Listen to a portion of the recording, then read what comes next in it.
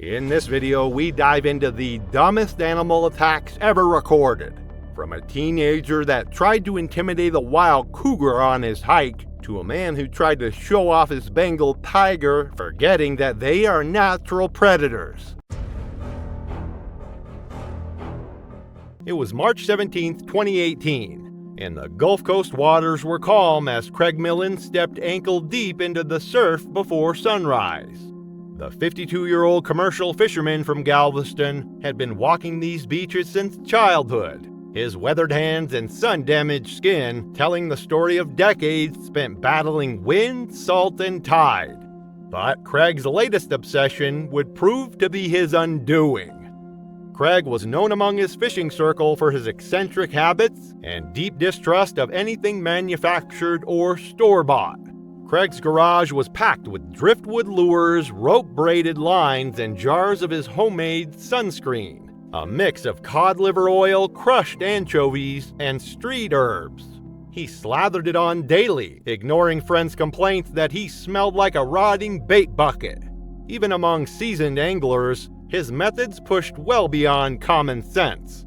Craig's homemade sunscreen wasn't just ineffective, it was essentially a dinner bell for every predator within miles. The cod liver oil and crushed anchovies created a scent trail that would carry on the current like a highway leading directly to him. But Craig dismissed such concerns with the confidence of someone who had never been proven wrong by nature's harsh lessons. He insisted that sharks were drawn to motion, not scent, and often waved off the shark incident reports posted near the Galveston Pier. According to Craig, the idea that blood attracts sharks was just Hollywood nonsense. In his view, staying calm and avoiding splashing was all it took to stay safe. That March morning, Craig skipped his usual waders, saying they were too hot for the warm weather. Wearing only swim trunks and his worn fishing vest, he coated himself in his homemade sunscreen, the oily mix glistening as he waded into the murky water. It was the kind of setup that ignored every basic rule of safe shoreline fishing. His friend Danny, standing on the shore a few yards away, watched with mild amusement. A recent storm had left the Gulf murky with near zero visibility. What Craig didn't see, and what biologists have been tracking, was a group of 4 to 6 foot juvenile bull sharks prowling the shallows, drawn by the disoriented prey stirred up by the rough surf. Bull sharks are among the world's most dangerous, second only to great whites in human attacks. They can reach 11 feet, weigh over 500 pounds, and deliver a bite force of 1,300 psi. Able to thrive in both salt and fresh water, they often hunt in shallow areas where people swim, and their powerful sense of smell lets them detect blood at 1 part per billion. Texas Parks and Wildlife had issued advisories about increased shark activity, but Craig rarely paid attention to official warnings. He preferred to trust his own experience and instincts, which would be his undoing. As Craig waded waist-deep into the chocolate-colored surf, his scent trail spread like an invisible cloud through the water. The combination of fish oils and organic compounds created an olfactory beacon that registered immediately on the sensitive chemoreceptors of every predator in the area. To a bull shark, Craig didn't smell like a human, he smelled like prey in distress, wounded and vulnerable. Within minutes of casting his first line, it happened. Danny saw Craig jerk violently to one side, then scream, a sharp guttural sound that shattered the calm. A 5-foot bull shark had struck from below, ramming Craig's left thigh and clamping down with a suddenness that stunned even Danny, who stood frozen at the waterline. Craig thrashed and tried to retreat, but the shark held fast. Bull sharks don't nibble, they grip, twist, and tear. As it shook its body, flesh and blood fanned out in the waves. Craig screamed again, then fell forward, struggling to stay upright. Danny ran toward the water but stopped short, helpless. The water around Craig had turned red. In under 30 seconds, it was over. The shark let go and vanished. Craig collapsed sideways into the surf, his face twisted in agony, blood pouring from a gaping wound where the femoral artery had been torn open. What Danny had first mistaken for just another misstep in the water had unfolded into something far worse than he was prepared to witness. Two off-duty lifeguards, brothers who had been jogging along the shoreline, sprinted into the water without hesitation. They dragged Craig's limp form onto the sand, his left leg mangled and bleeding profusely. One brother applied pressure to the wound while the other called 911. But both could see that Craig was fading fast. Emergency crews arrived within 8 minutes, but Craig had already lost too much blood. Paramedics fought to stabilize him en route, but his pulse faded steadily. He was pronounced dead at the hospital, never regaining consciousness. The investigation made clear what had gone wrong. Craig's open tackle box was found in the surf, unused shrimp bait still inside, showing he hadn't been chumming or doing anything that typically attracts sharks. But the fish oil coating his body told a different story. Texas Parks and Wildlife issued a new advisory warning anglers not to use animal-based oils or fish-scented products while wading in coastal waters, especially during low-visibility conditions when sharks rely most on scent. For Craig's fishing circle, the message was painfully clear. At his memorial overlooking the same stretch of shoreline, his friend Danny summed it up. Craig always said instincts beat book smarts. Turns out, facts beat both. It was June 18, 2016, and the air over Pelican Valley in Yellowstone carried a sharp, resinous scent from the lodgepole pines. Beyond them, a large shape hunched low over a carcass, ready to defend its kill from unwary visitors. Brian Cooper was a 29-year-old warehouse worker from Idaho Falls, known among his friends for his willingness to take dares without much hesitation. Born and raised in Pocatello, he'd grown up fishing with his father but had little experience in true backcountry conditions. The camping trip to Yellowstone with two longtime friends had been planned as a weekend escape, a mix of fishing, hiking, and getting off the grid. Those close to him described him as sociable, quick to make jokes, and rarely inclined to pass up a chance for a story he could retell later. They underestimated how much of a fool he would be that day. They had set up camp in the permitted backcountry zone northeast of Pelican Creek, carrying standard gear and a single canister of bear spray between them. The plan was a short hike out along a meadow trail that morning, keeping near the marked path before turning back for fishing later in the day. The weather was stable, clear skies, temperatures in the upper 60s. About 90 minutes into their hike, they spotted movement beyond a rise. Following the slope down, the three saw a grizzly bear bent over the body of a partially scavenged bison. The distance was roughly 150 feet, close enough to see the lift and fall of the bear's shoulders as it tore into the carcass. Grizzly bears can weigh up to 1,500 pounds and run at speeds of 35 miles per hour, faster than Olympic sprinters. Their massive paws are equipped with claws up to 4 inches long, capable of disemboweling prey with a single swipe. Their bite force of over 1,200 pounds per square inch is enough to crush a bowling ball. These aren't just impressive statistics. They're evolutionary adaptations that have made grizzlies the apex predators of the northern wilderness for millennia. The open meadows spread in a shallow basin between forested ridges. To their left, a narrow drainage cut a line toward the river. There was no wind shift, no cover to mask movement, just open grass. The bear was an adult male, by later estimates weighing 600 to 700 pounds. Grizzlies are apex omnivores, protective of food sources and documented to react aggressively when approached within 300 feet of a carcass. The posted warnings at the trailhead that week have been explicit. Avoid carcass sites, carry bear spray, and back away slowly if a bear is encountered. One of Brian's friends muttered that they should turn back, noting the animal's size and proximity. Brian stepped forward instead, phone in hand. holding it high and calling out toward the bear in an exaggerated, mocking tone. His friends called to him to stop, their voices low but urgent. He glanced back briefly, stupidly grinning, then continued.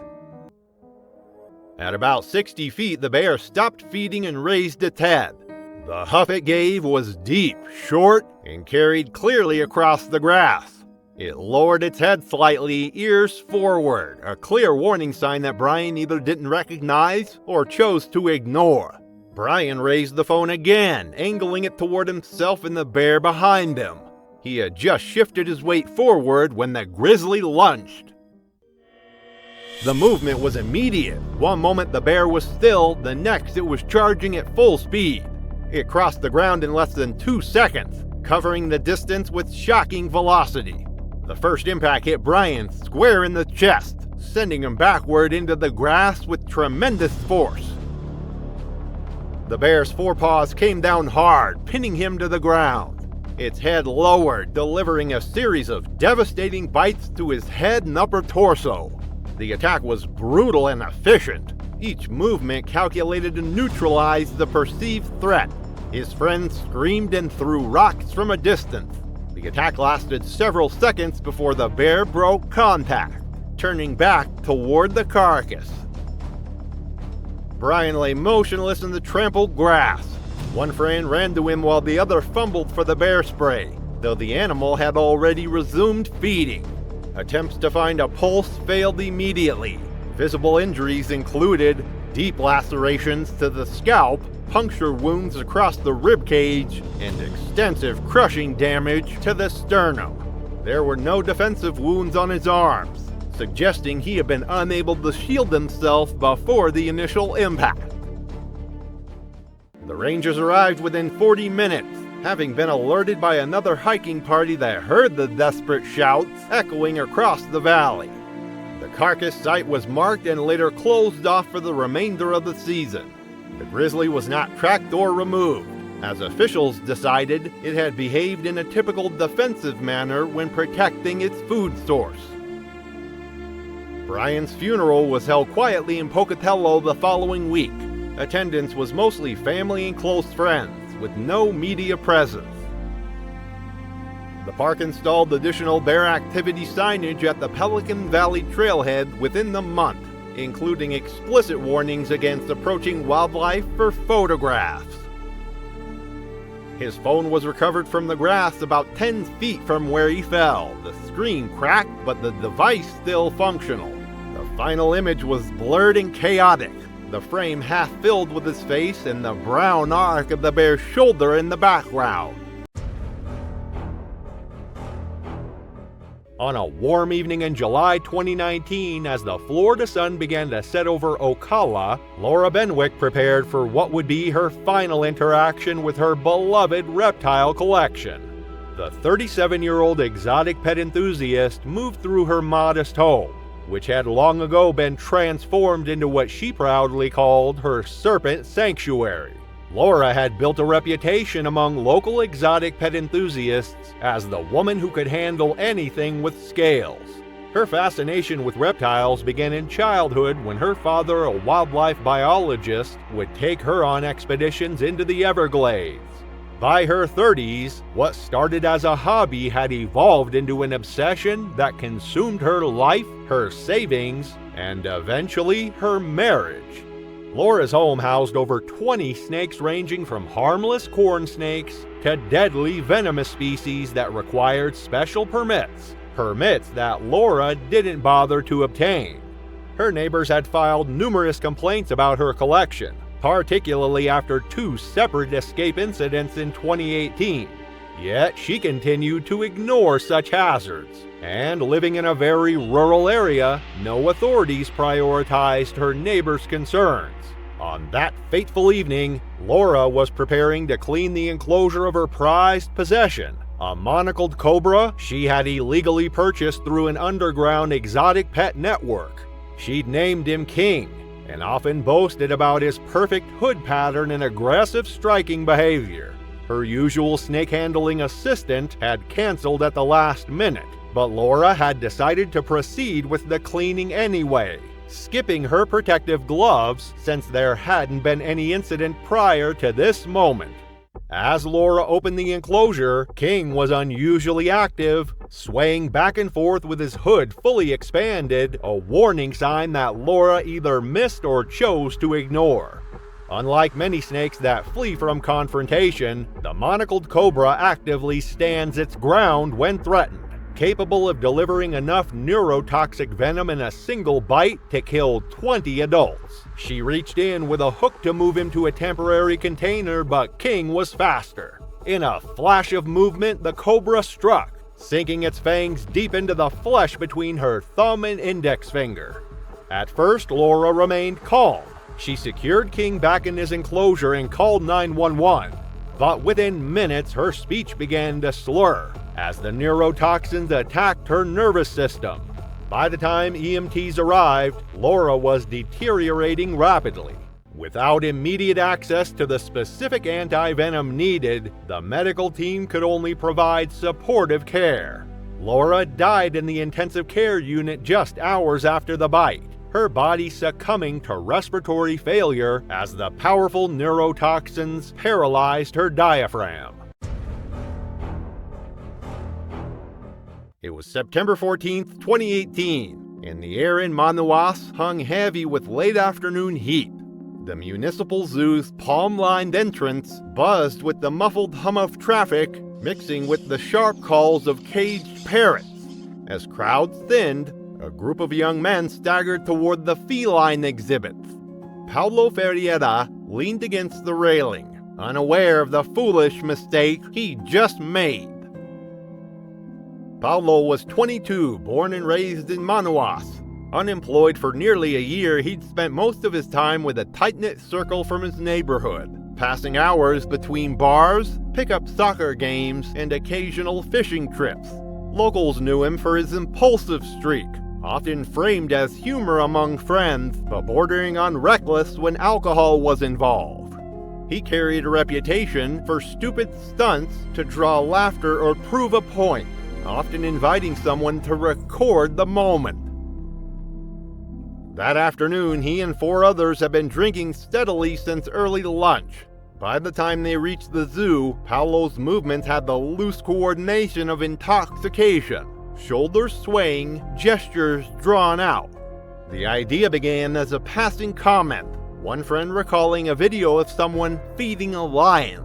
Paulo raised the stakes immediately. He would touch a jaguar here, today, and collect 100 reais from whoever doubted him. His friends laughed at first, until he started walking toward the jaguar enclosure. Jaguars are the largest cats in the Americas, weighing up to 250 pounds and possessing the strongest bite force of any big cat. Their massive jaws can exert over 1,500 pounds per square inch, enough to crush turtle shells and pierce crocodile skulls. Unlike other big cats that kill by suffocation, jaguars deliver a crushing bite designed to pierce skull or shell, often killing prey instantly with a single devastating attack to the head or neck. The jaguar habitat was a dirt and grass pen, roughly half an acre, with scattered logs and a shallow pool. A waist-high public barrier kept the visitors at least 10 feet back from the inner chain-link fence. Inside, a single adult male jaguar lay half in shadow, tail curling lazily against the ground. The signage around the enclosure was direct. Danger. Do not cross barrier in Portuguese and English. Paulo glanced at the signs without slowing. Witnesses later recalled him stepping over the outer barrier in one motion. One friend raised the phone, the other shouting mixed encouragement and warning. From inside the enclosure, the jaguar lifted its head, its ears angled forward, body sinking low to the ground in a slow crouch.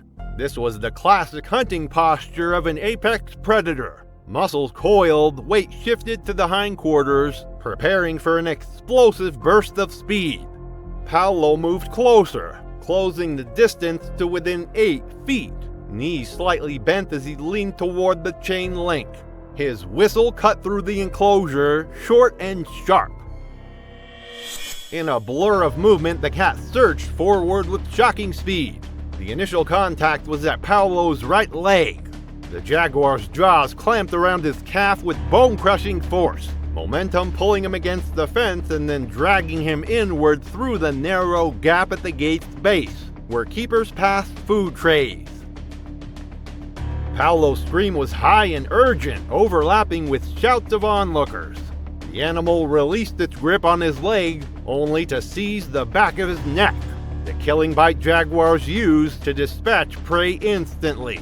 Its forepaws braced in the dirt as it began the violent shaking that would prove fatal. Two zookeepers, alerted by the crowd's noise, ran to the scene. One carried a slab of meat from the nearby kitchen, waving it toward the cat in an attempt to draw its attention. The other shouted for the public to step back. Paolo's legs kicked once, then still. His shirt had pulled up toward his shoulders, revealing deep gashes along his side where the jaguar's claws had raked across his torso. The jaguar kept its jaws locked until one keeper managed to wedge the meat between its forelegs. The cat backed off a few paces, head low, watching as the keepers pulled Paolo away. The attack had lasted less than 30 seconds, but idiocy had taken its toll. Medical staff on site attempted resuscitation within minutes, but the injuries were too severe. The neck wounds had severed major vessels, and massive blood loss had occurred within minutes. The absence of a pulse was noted almost immediately. Authorities later confirmed death by cervical trauma and exsanguination. Police took statements and seized all recorded material as evidence. In their official statement, zoo authorities emphasized that the animal would not be euthanized, as the incident had been provoked, and the jaguar's behavior was consistent with its natural instincts. The zoo closed the jaguar exhibit for a week, adding a second row of steel bars in front of the visitor railing before reopening. Paolo's funeral in Manaus was closed casket, held 2 days later at a small chapel near his family's home. Attendance was limited to relatives and a few neighbors. His mother declined all interviews, her grief too profound for public consumption. It was July 4th, 2016, a quiet summer morning on the wooded outskirts of Anchorage. 67-year-old Howard Tiller stepped barefoot onto his back porch to enjoy the peaceful air, occasionally broken only by birdsong through the towering spruce trees. But at the tree line near his weathered shed, two massive grizzly bears, drawn by the sweet scent of unsecured garbage bags, were circling each other with increasing aggression. Howard was a retired machinist with a stubborn streak and a dangerous sense of familiarity with wildlife. Living alone on 5 unfenced acres, he treated animals like neighbors, feeding strays and chasing off moose with a broom. He scoffed at bear warnings and refused protective gear, convinced that loud voices and calm gestures worked better than spray or firearms. This stupidity, honed for decades, would be his undoing. Over time, neighbors grew used to watching Howard chase off animals with nothing but loud shouts or household objects. His success turned into a local myth, and from a distance, some even watched the sport. Many believed he had a special understanding of wildlife, and eventually, so did he. That fatal morning, as the two grizzlies growled over the trash pile behind his shed, garbage bags he'd left out overnight despite repeated warnings from wildlife officials, Howard responded as he always had. A neighbor spied him grabbing a metal trash can lid and walked down his gravel path like it was any other Tuesday. What Howard fatally underestimated was the sheer destructive power of the predators treating his backyard like their personal territory. Grizzly bears are among North America's most formidable predators, with adult males weighing up to 800 pounds and possessing the strength to flip over boulders weighing several hundred pounds. Their massive paws, equipped with claws of up to 4 inches long, can decapitate a moose with a single swipe. When defending food sources or feeling threatened, grizzlies become killing machines driven by millions of years of evolutionary programming. His approach was unchanging: create noise, show dominance, and interrupt what he assumed was just a territorial struggle.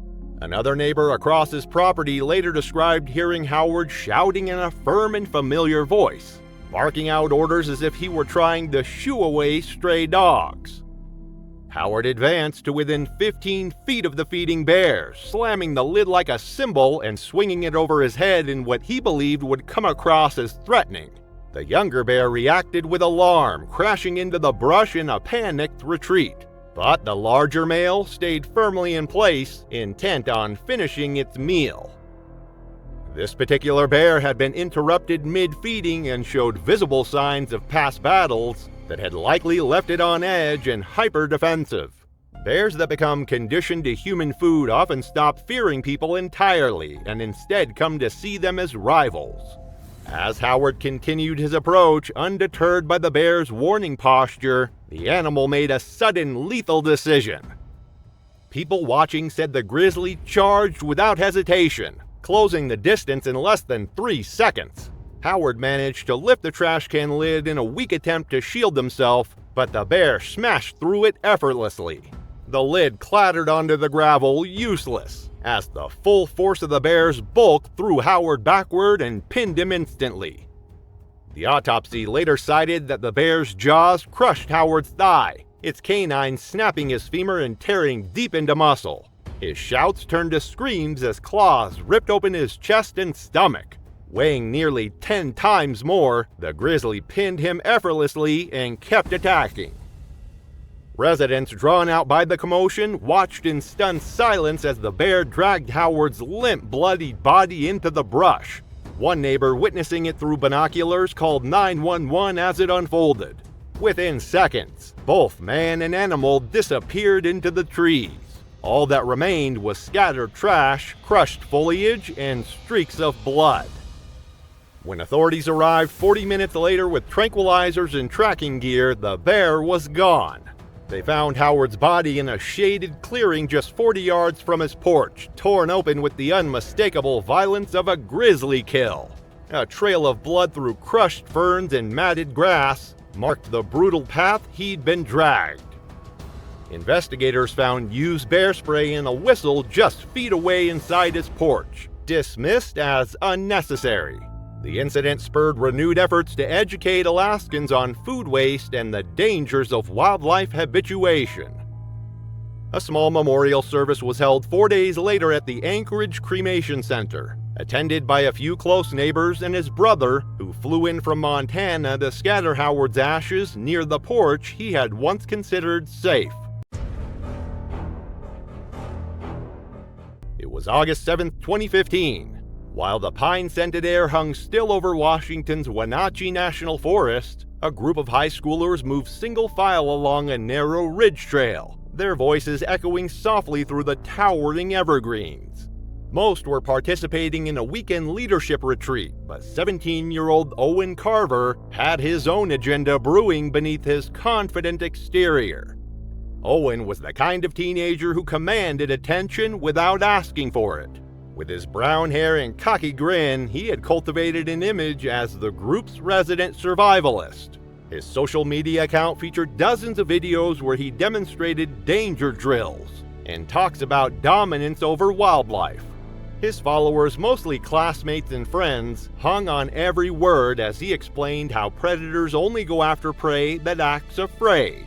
He thought confidence was a substitute for caution, proof his foolishness didn't understand what real danger looked like.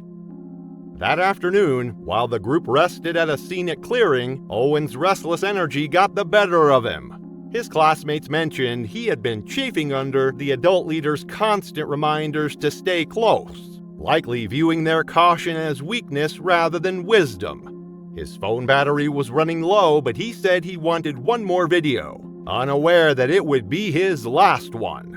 As they wandered toward a rocky outcrop, movement caught his eye. Beneath a shaded ledge, partially concealed by shadows and scrub brush, a large cat stared back at him with unblinking golden eyes.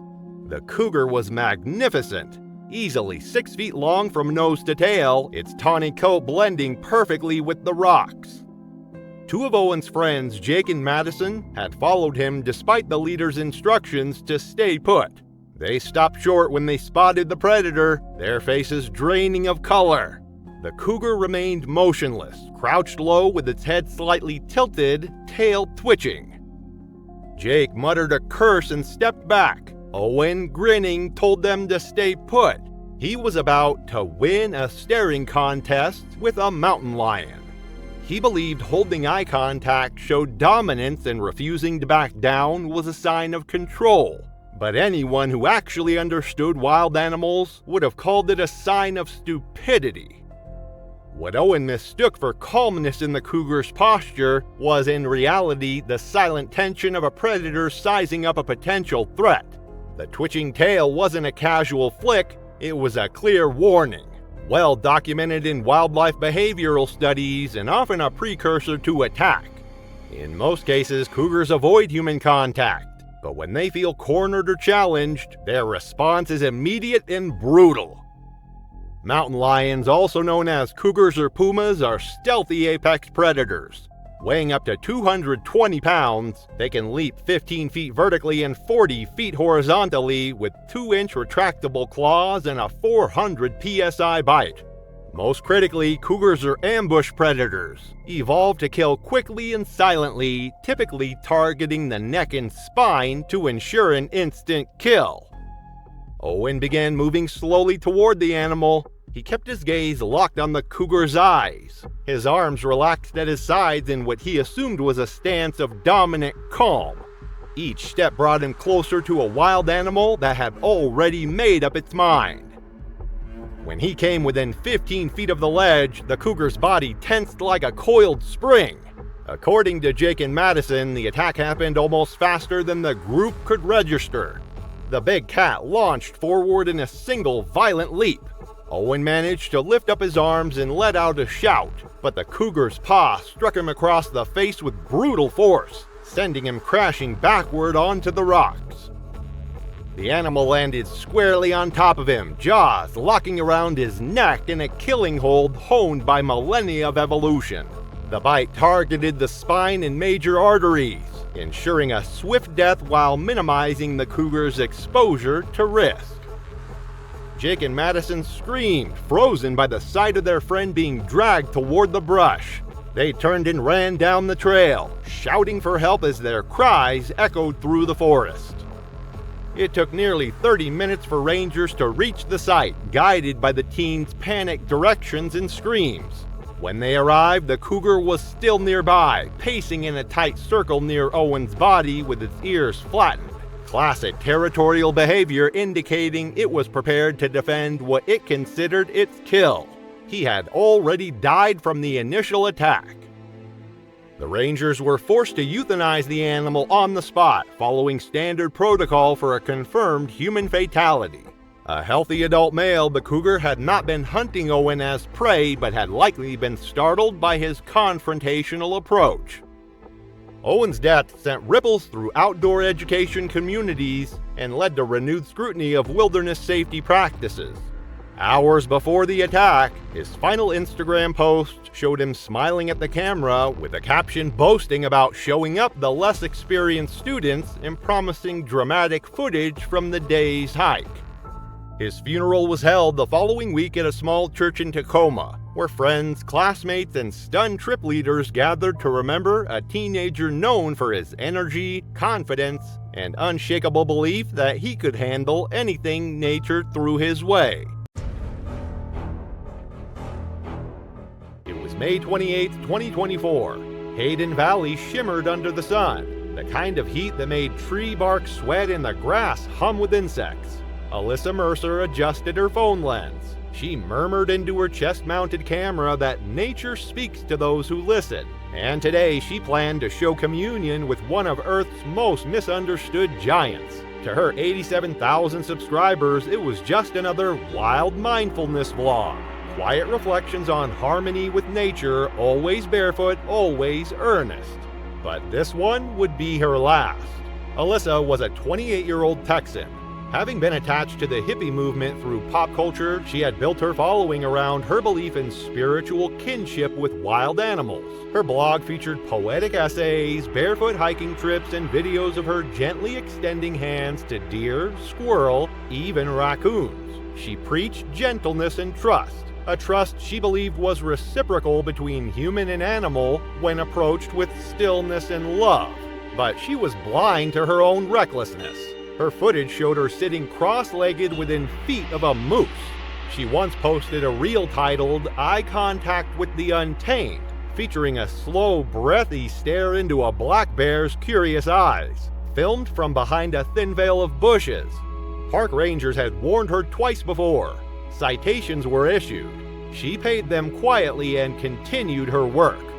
On that May morning, Alyssa stood among the sun-bleached sage of Yellowstone, an apple in her hand and her camera strapped to her chest.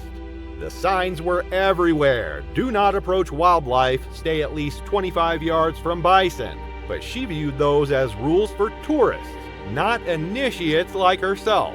Her target was a lone bull grazing near a sulfur creek, about 30 yards from where her Subaru sat baking in the sun. A small crowd had formed, watching nervously as Alyssa stepped barefoot into the field, murmuring about patience and indigenous symbolism. The American bison is far from a creature built for intimacy. It's a massive tank of muscles and horn. Adult males can weigh up to 2,000 pounds and stand over 6 feet tall at the shoulder, capable of running at speeds of up to 35 miles per hour. They don't snarl or growl, nor do they give barked warnings. Instead, when that blocky head lowers even slightly, it's a silent, deadly signal that the clock is ticking. As Alyssa closed the distance, her voice softened with reverence, urging viewers to sense the bison's energy and understand that she meant no harm. She held out the apple like an offering, her fingers trembling slightly. The bison looked up, chewing lazily, eyes dark and unreadable. For one long moment, the scene held still. Sunlight, silence, her outstretched arm bridging two worlds. But then, in a blink, the silence shattered. The bison lowered its massive head, muscles rippling beneath its thick hide, before lunging forward like an unstoppable freight train. The chest-mounted camera jerked violently, the lens spinning and catching glimpses of frantic movement. Dust kicking up, crushed twigs snapping beneath thunderous hooves, and Alyssa's desperate struggle to regain footing. Her sharp intake of breath pierced the chaos, a fleeting sound swallowed instantly by the roar of impact as the bison's powerful horns slammed into her side. The camera tumbled to the ground, capturing a blurred, chaotic whirl of grass and earth as she was thrown violently off balance, the crushing weight and force leaving no room for escape.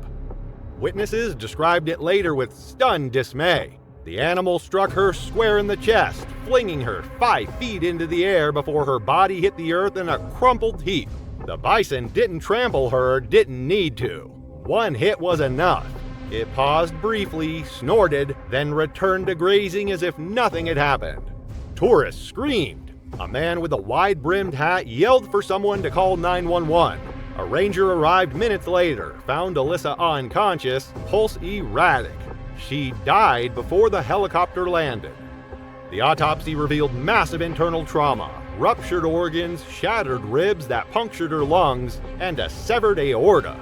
Death had come within minutes of impact. Her phone, recovered by park investigators, held dozens of drafts and unpublished footage.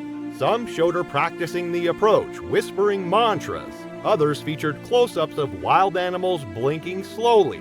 One video, dated the day before her death, included a moment where she looked directly into the lens and described bison as peaceful giants of Gaia's heart. The public response was swift and divided. Nature lovers mourned her as a misunderstood soul. Critics called her naive, even delusional. Others accused her of poisoning public perception of wildlife safety with fantasy-laden nonsense. But perhaps the most haunting detail came from a final clip, only 38 seconds long. It showed her standing at the edge of the grass, bison in the distance, apple in hand. The wind muffled her voice, but one sentence emerged clear: "If you trust them, they'll trust you." It was September 3, 2023, when Tobias Quill headed to Northern California's Mount Shasta region, expecting a thrilling birthday adventure. The 27-year-old YouTuber known online as Toby Gone Wild, a now deleted channel, had built his modest following on increasingly dangerous stunts he called birthday dares. Each year he pushed the boundaries further: cliff jumps, fire breathing, mock bull runs, all broadcast to his growing audience. Tobias never had a steady job. Living out of a converted van with his camera equipment, he thrived on spectacle and reactions. His channel featured stunts that teetered between foolhardy and suicidal: hand-feeding coyotes, wrestling near rattlesnake nests, biking blindfolded down gravel trails. Friends had tried to intervene, especially after a rooftop parkour incident in San Diego that nearly shattered both ankles. But Tobias didn't care. Pain passed. Views lasted. That year, however, his subscriber count had stagnated. The algorithm had cooled, so he set his sights on something primal, something that would break the internet. His plan was simple: spot a wild bear, approach calmly, and give it a birthday hug. Just a quick, symbolic one for the camera. No cages, no zoo glass, just him, a bear, and what he called bravery. That crisp September morning, Tobias had read reports on a hiking forum about recent bear activity near a campground trailhead. Locals had complained about trash bins being overturned and growls at night, and that only excited him. He packed his camera gear and a stick of beef jerky as bait, then headed out before sunrise. It didn't take long to find what he was looking for. A black bear, easily over 300 pounds, had torn the lid off a metal dumpster behind a row of cabins and was snout deep in discarded food wrappers. Tobias kept his distance at first, zooming in with a long lens. But then, emboldened, he began his ritual, setting up the tripod, speaking into the camera with shaky excitement, bragging about how this would be the craziest birthday ever. The bear, focused on its meal, ignored him. He paced in front of the lens, working himself up, repeating phrases like "trust in nature" and "it's all energy." He tossed the jerky in the bear's direction, not to feed it, he claimed, but to establish trust. The bear sniffed, looked up, and licked its chops. Tobias mistook that for curiosity. What he failed to grasp, what most humans fail to understand, is that wild bears, especially American black bears, aren't slow or docile like in cartoons.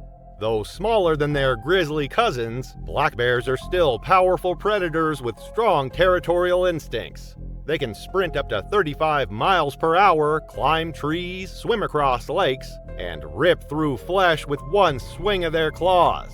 The bear, now done with the dumpster, caught Tobias in its peripheral vision. It rose halfway onto its hind legs, ears angled forward, sensing motion and noise. Still, Tobias approached, arms spread in some twisted image of affection. He was 5 feet away when the bear lowered itself, grunted, and charged. The camera captured it all. The sound of Tobias gasping, the slap of paws on earth, the scream cut short as the bear lunged. It bowled him over in a second. The camera shook wildly on its tripod, capturing blurred leaves, flashes of movement, and chilling growls. The attack didn't last long, less than a minute, but the bear dragged him by the arm into the nearby brush, out of frame.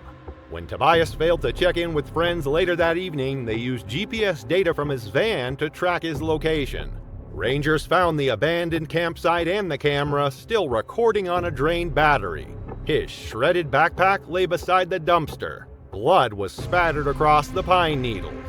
His body wasn't recovered until the following morning, partially buried beneath a pile of leaves. The bear, startled by approaching searchers, fled the area. Wildlife officials later confirmed the bear had been food conditioned and had likely viewed Tobias as both threat and prey once he approached its feeding zone. The footage made its way to law enforcement. Though quickly removed from most platforms, clips circulated like wildfire. Some viewers were horrified, others celebrated Tobias as a martyr to wild living. But most were just appalled by the sheer stupidity of it all. People weighed in online, repeating the same exhausted facts. Never approach a wild bear, never feed one, never assume safety just because an animal looks calm. It wasn't hate or aggression that killed Tobias Quill, it was an animal responding exactly how nature designed it to. His YouTube channel remained online for a few weeks before being memorialized. But Tobias' story is far from unique. In a world hungry for clicks and fame, reckless thrill seekers keep gambling with wild nature and losing. No lesson learned, no tragedy changing the game, just another name lost to the brutal truth. Nature doesn't bend for human foolishness, and the algorithm's hunger never dies. The night of November 15, 2013, was bitterly cold in Novosibirsk, Russia. But the temperature did little to cool the spirits of Ivan Petrov and his friends as they celebrated a birthday at a local bar near the city zoo. The vodka flowed freely, and with each shot, their ideas grew more outlandish. At 24, Ivan was the life of the party. The charismatic engineering student was known for his boisterous laugh, his willingness to try anything once, and his seemingly endless capacity for vodka. By midnight, Ivan and his 5 friends were heavily intoxicated. It was the birthday boy Mikhail who eventually proposed the fatal challenge of breaking into the zoo and taking a selfie with one of the animals. Ivan declared he wouldn't just get a picture with any animal, but with the zoo's Siberian tiger. The group left the bar around 1:30 a.m., stumbling through the quiet streets toward the zoo. As they approached the main entrance, 2 of the friends sobered up enough to have second thoughts and decided to head home. The remaining 4 continued on, fueled by alcohol and the invincibility of youth. Once inside, they found themselves in a darkened landscape of pathways and enclosures. After passing several exhibits, they arrived at what they believed was the tiger habitat.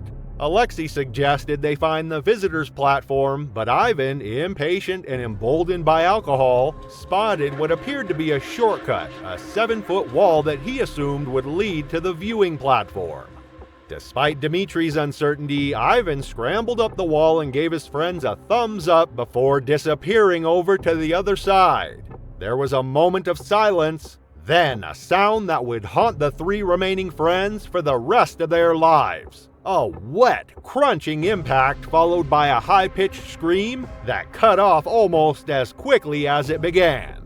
Alexei realized with horror what had happened. Ivan had jumped directly into the tiger enclosure itself, not onto a viewing platform.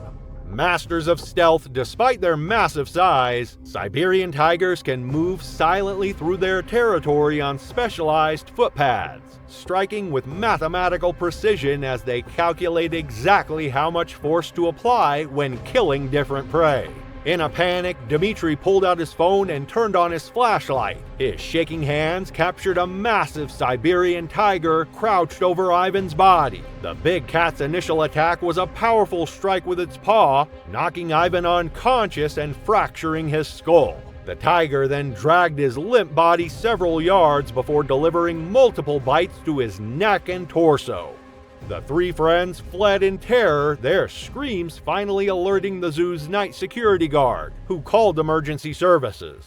By the time police and zoo officials arrived, Ivan was long dead, his body so severely mauled that identification was initially difficult. The morning of June 18, 2022 was perfect for a family outing in northern Arizona. Melinda Straith had been looking forward to her family trip to Arizona Wildlife Park for weeks. At 34, the elementary school teacher from Phoenix had meticulously planned every detail of their weekend getaway to Williams, Arizona.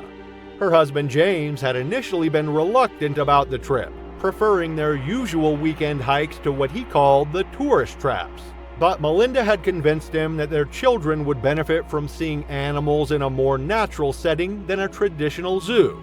They decided on the SUV drive-through portion of the experience, where visitors could observe larger animals from the safety of their vehicles. The park rules were clear: Stay inside your vehicle at all times, keep windows closed, maintain a slow speed, and do not stop except in designated areas. It was as they entered the black bear enclosure that things began to go wrong. Melinda, who had been prone to migraine since her teens, felt the familiar pressure building behind her right eye. She had forgotten to pack her medication. Melinda quietly asked James if they could switch places, as the glare was making her migraine worse. They were in a section of the bear habitat. A sign clearly marked "No Stopping" was posted at the entrance to this area, but James, focused on his wife's discomfort, either didn't notice or chose to ignore it. Melinda pulled the SUV to the side of the dirt road and put it in park. James explained to the children that their mother wasn't feeling well, so they were going to switch seats quickly. He unbuckled his seatbelt, but Melinda was the first one to exit the vehicle, leaving the door open. What neither James nor Melinda realized was that they had stopped near a fallen log where a young male black bear had been napping. As Melinda stepped out of the vehicle, the sudden movement caught the bear's attention. A family in the car behind them honked their horn in warning, startling both her and the bear.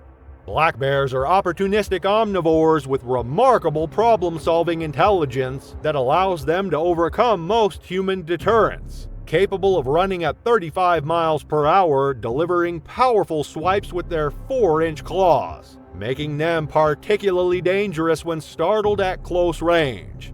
Melinda, already unsteady due to her migraine, turned too quickly and lost her balance, stumbling on the dirt road. The bear, now just 15 yards away, was startled by the commotion and the honking. It charged forward, covering the distance between itself and Melinda in seconds. A defensive reaction by the black bear. James lunged toward his wife, trying to pull her back, but the bear reached her first. The bear attacked with a series of powerful swipes from its front paws, each tipped with 3-inch claws that tore through Melinda's clothing and into her back and shoulders. As she collapsed from the initial assault, the bear then delivered multiple bites to her neck and head. The children, still in the back seats, screamed in terror as they watched the attack. Park rangers, alerted by the honking and commotion, arrived within minutes, armed with tranquilizer guns and bear spray. They managed to drive the bear away from Melinda's body and secure the area, but it was immediately clear that their intention had come too late. The morning of July 15, 2016 dawned foggy and cool along the Northern California coastline. The beaches of Pacifica were shrouded in a dense mist that limited visibility to just a few yards. But Thomas Greeley was not deterred. At 39, Thomas lived his life by a strict set of routines. The investment banker would wake up at precisely 5:15 a.m., brew a cup of black coffee, stretch for exactly 7 minutes, and then drive to Rockaway Beach for his morning swim.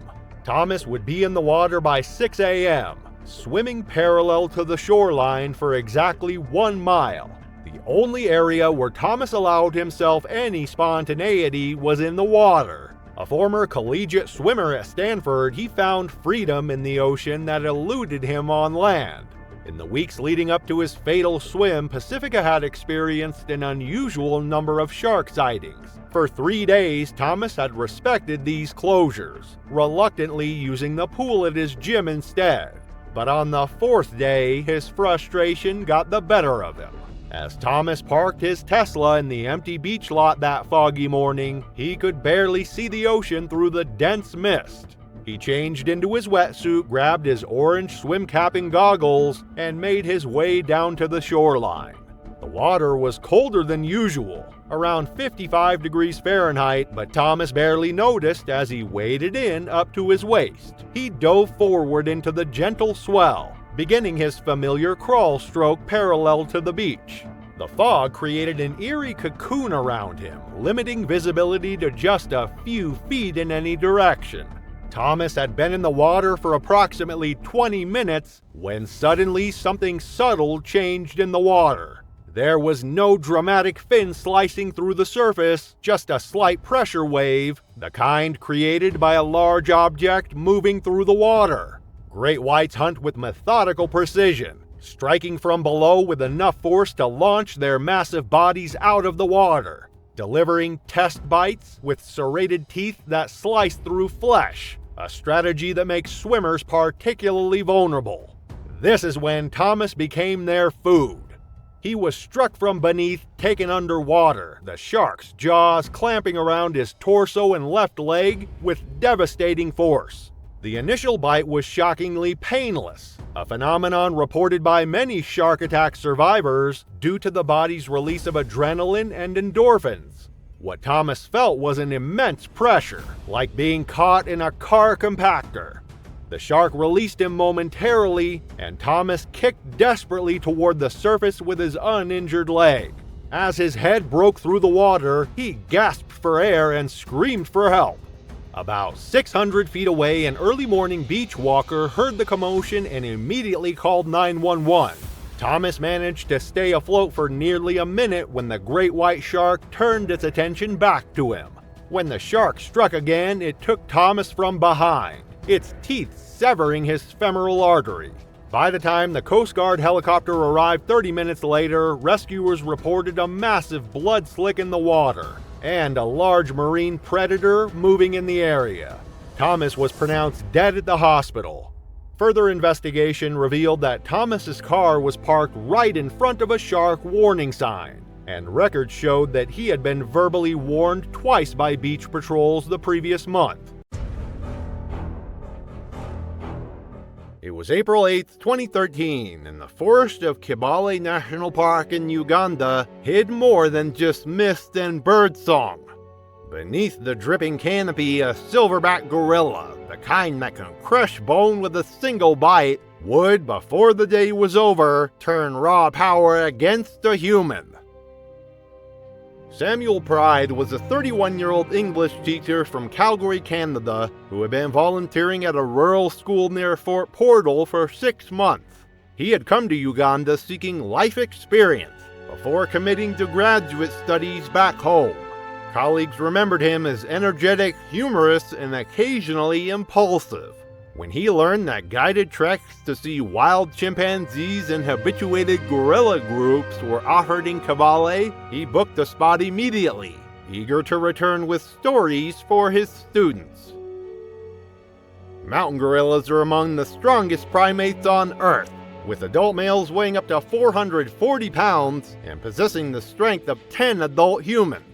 Their massive arms span 8 feet, and their bite force exceeds 1,300 pounds per square inch, enough to crush bone instantly. Despite being habituated to human presence, these animals retain all their wild instincts and territorial behavior. A silverback's charge can cover 25 feet in under 2 seconds, and their displays of dominance often involve life-threatening violence. That morning, Samuel joined 7 other visitors at the park headquarters. Their guide, a veteran tracker named Moses, gave the standard safety briefing about maintaining a minimum distance of 23 feet from gorillas, speaking in low voices, avoiding eye contact with silverbacks, and most importantly, never feeding or attempting to touch any wildlife. Moses explained that the feeding ban wasn't just about preventing aggression, but also stopping transmission of human diseases. Samuel nodded along and signed the waiver with the rest of the group, but later admitted to another visitor that he thought the rules were more for city tourists who panicked too easily. The trek began mid-morning. The forest floor was littered with half-chewed fruit and fresh dung, signs the gorillas were near. Within 40 minutes, the group encountered a small family unit resting in a dappled clearing. At its center sat the silverback, massive, barrel-chested, with sun glancing off the silvery gray fur across his back. He watched the group with deliberate stillness, his dark eyes calm but assessing. The trekkers formed a loose semicircle, cameras quietly clicking. Moses reminded them in a whisper to maintain their distance. Samuel stood toward the front, his day pack slung loosely over one shoulder. Then, in a move that could only be described as incredibly stupid, he unzipped his pack and pulled out a ripe banana, as if the explicit safety briefing minutes earlier had been optional background noise. While the others concentrated on photographing a juvenile climbing a nearby tree, Samuel seemed determined to ignore every warning he'd been given. One witness later recalled Samuel grinning before underhand tossing the fruit toward the silverback. It landed short, rolling once on the leaf litter. The reaction was instantaneous. The silverback surged forward in a low chest-forward charge, emitting a deep guttural roar. Most of the group instinctively backed away, but Samuel froze, his hands half raised in a futile gesture of surrender. The gorilla closed the distance in less than 2 seconds. With one massive arm, he seized Samuel by the upper arm, his grip crushing bone and muscle. In a single motion, he flung him to the ground as though tossing aside a branch. Before Samuel could rise, the silverback delivered a stamping blow to his chest. The silverback then sank his teeth into Samuel's left shoulder before dragging him several meters toward the undergrowth. His vocalizations were short, explosive grunts, warnings to the rest of the group to not interfere. Moses and the other ranger reacted by producing wild celery leaves, shaking them while making soft hooting sounds, a distraction technique sometimes effective with habituated gorillas. When the silverback hesitated, Moses threw the leaves to one side, creating space between the gorilla and Samuel. After a tense few seconds, the silverback released his grip and retreated toward the rest of his group, resuming his watchful stillness as though nothing had occurred. Samuel lay motionless, his shirt shredded, his shoulder bleeding heavily. His breathing was shallow, lips pale from blood loss. The nearest ranger station was nearly an hour's hike away, and there was no road access for vehicles in this part of the park.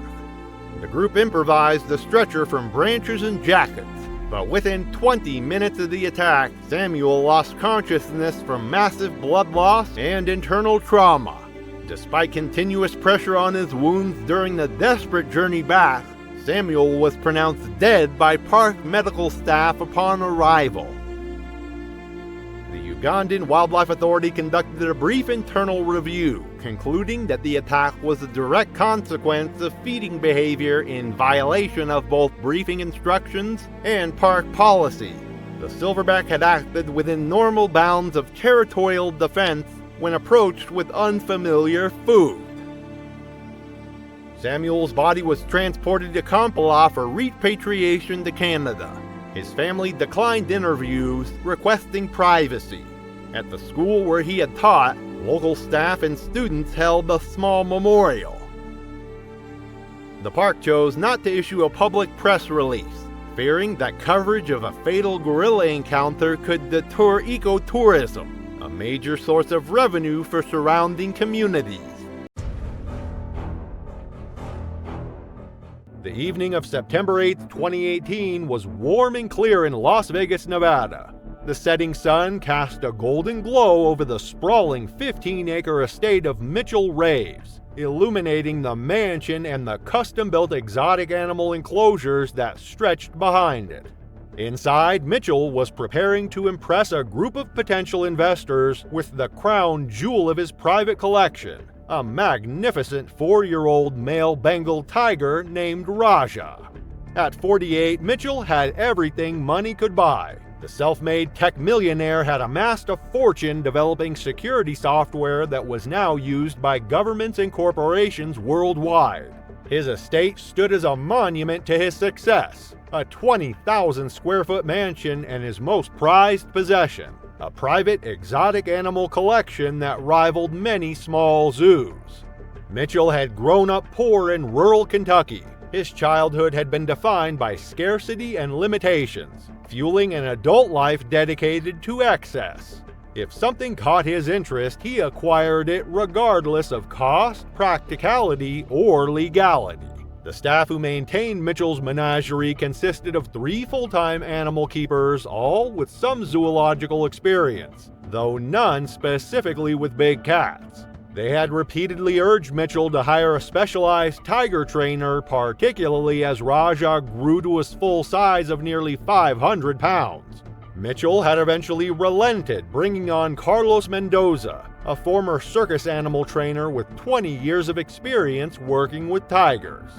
Carlos had established strict protocols for these interactions. Mitchell was never to enter the enclosure alone, was required to carry a CO2 fire extinguisher, and most importantly was never to turn his back on Raja.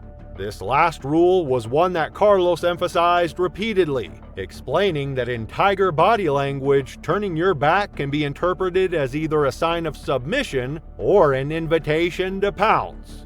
For several months, Mitchell had grudgingly followed these rules. But as time passed without incident, Mitchell's natural impatience with restrictions reasserted itself.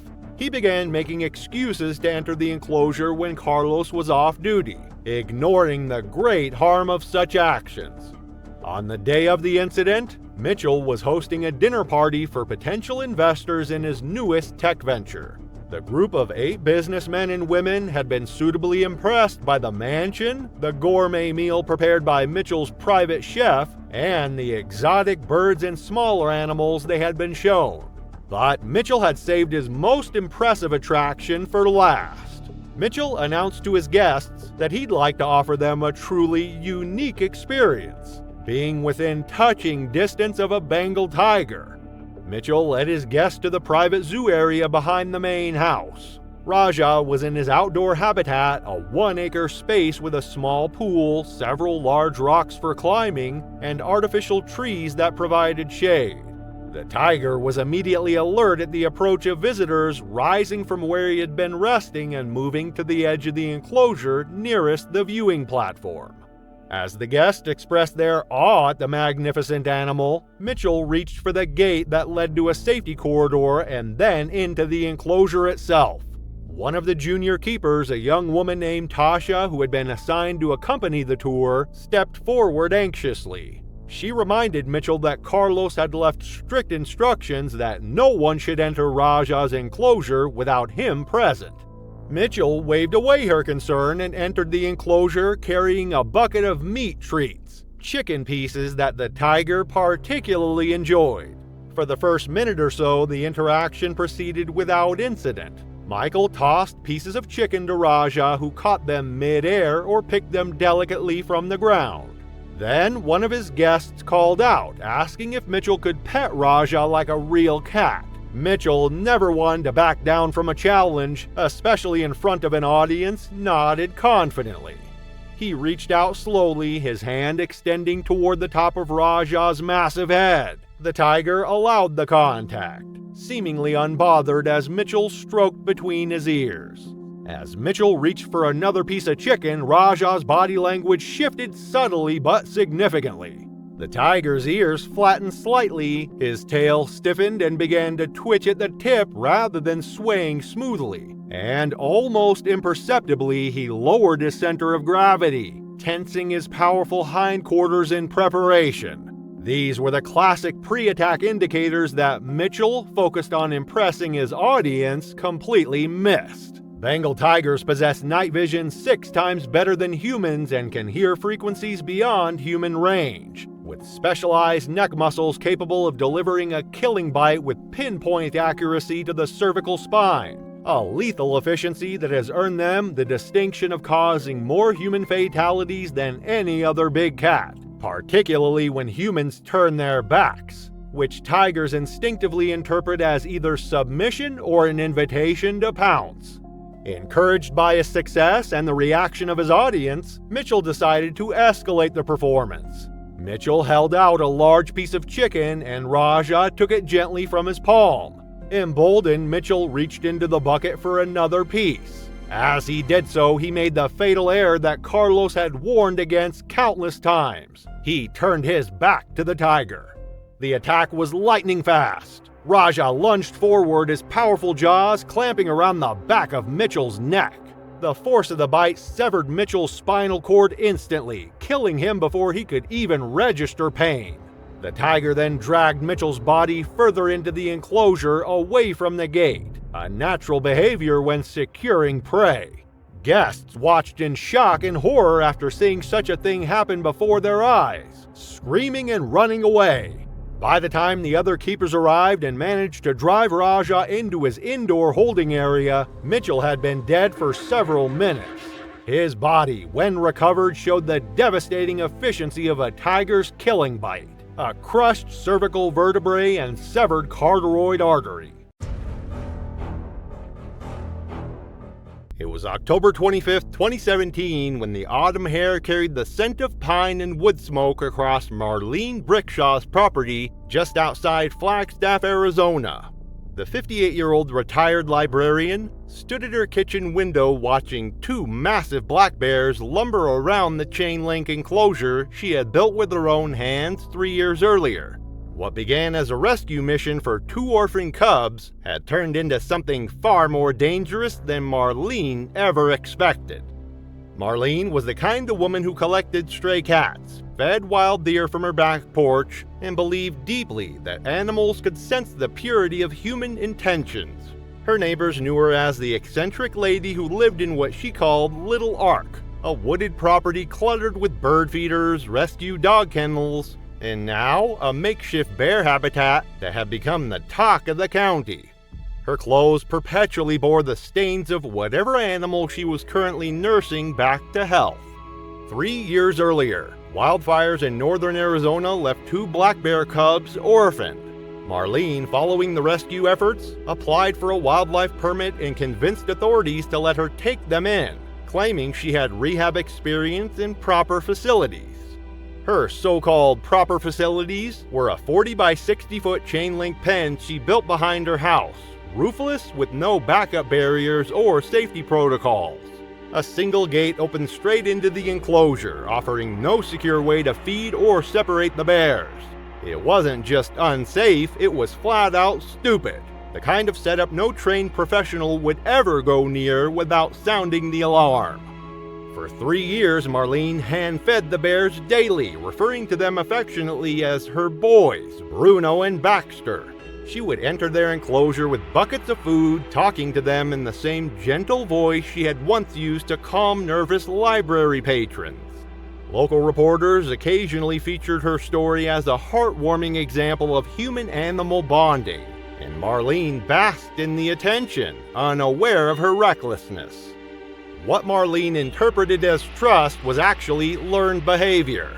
The bears associated her presence with food, nothing more.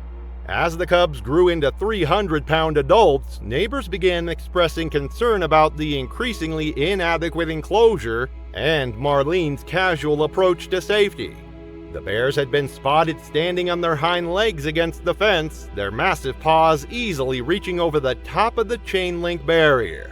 Black bears can range in color from cinnamon to black, with adult males reaching up to 600 pounds. Their 4-inch claws and 800 psi bite force make them capable of crushing bone and tearing flesh.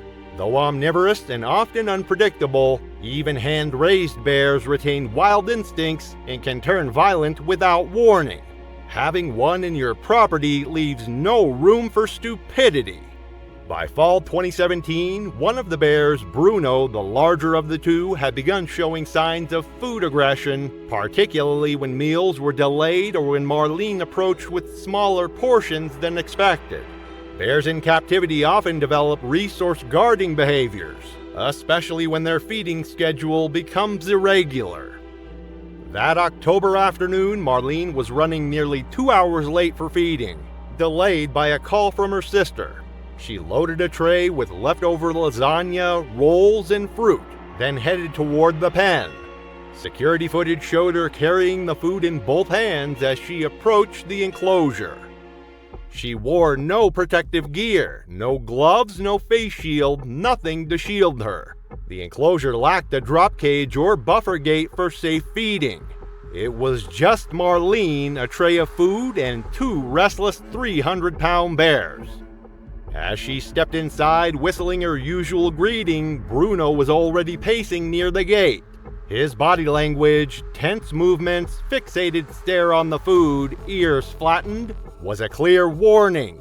These were textbook signs of a bear gearing up to dominate a meal. She barely had time to register any of it before Bruno lunged. He struck her in the chest with a force that lifted her off her feet, sending her crashing onto the hard, packed earth. The tray clattered from her hands, lasagna and fruit scattering across the dirt as her screams filled the cage. What followed was brutal and efficient. Bruno's powerful jaws clamped down on Marlene's face and neck, his teeth designed for crushing bone and tearing flesh.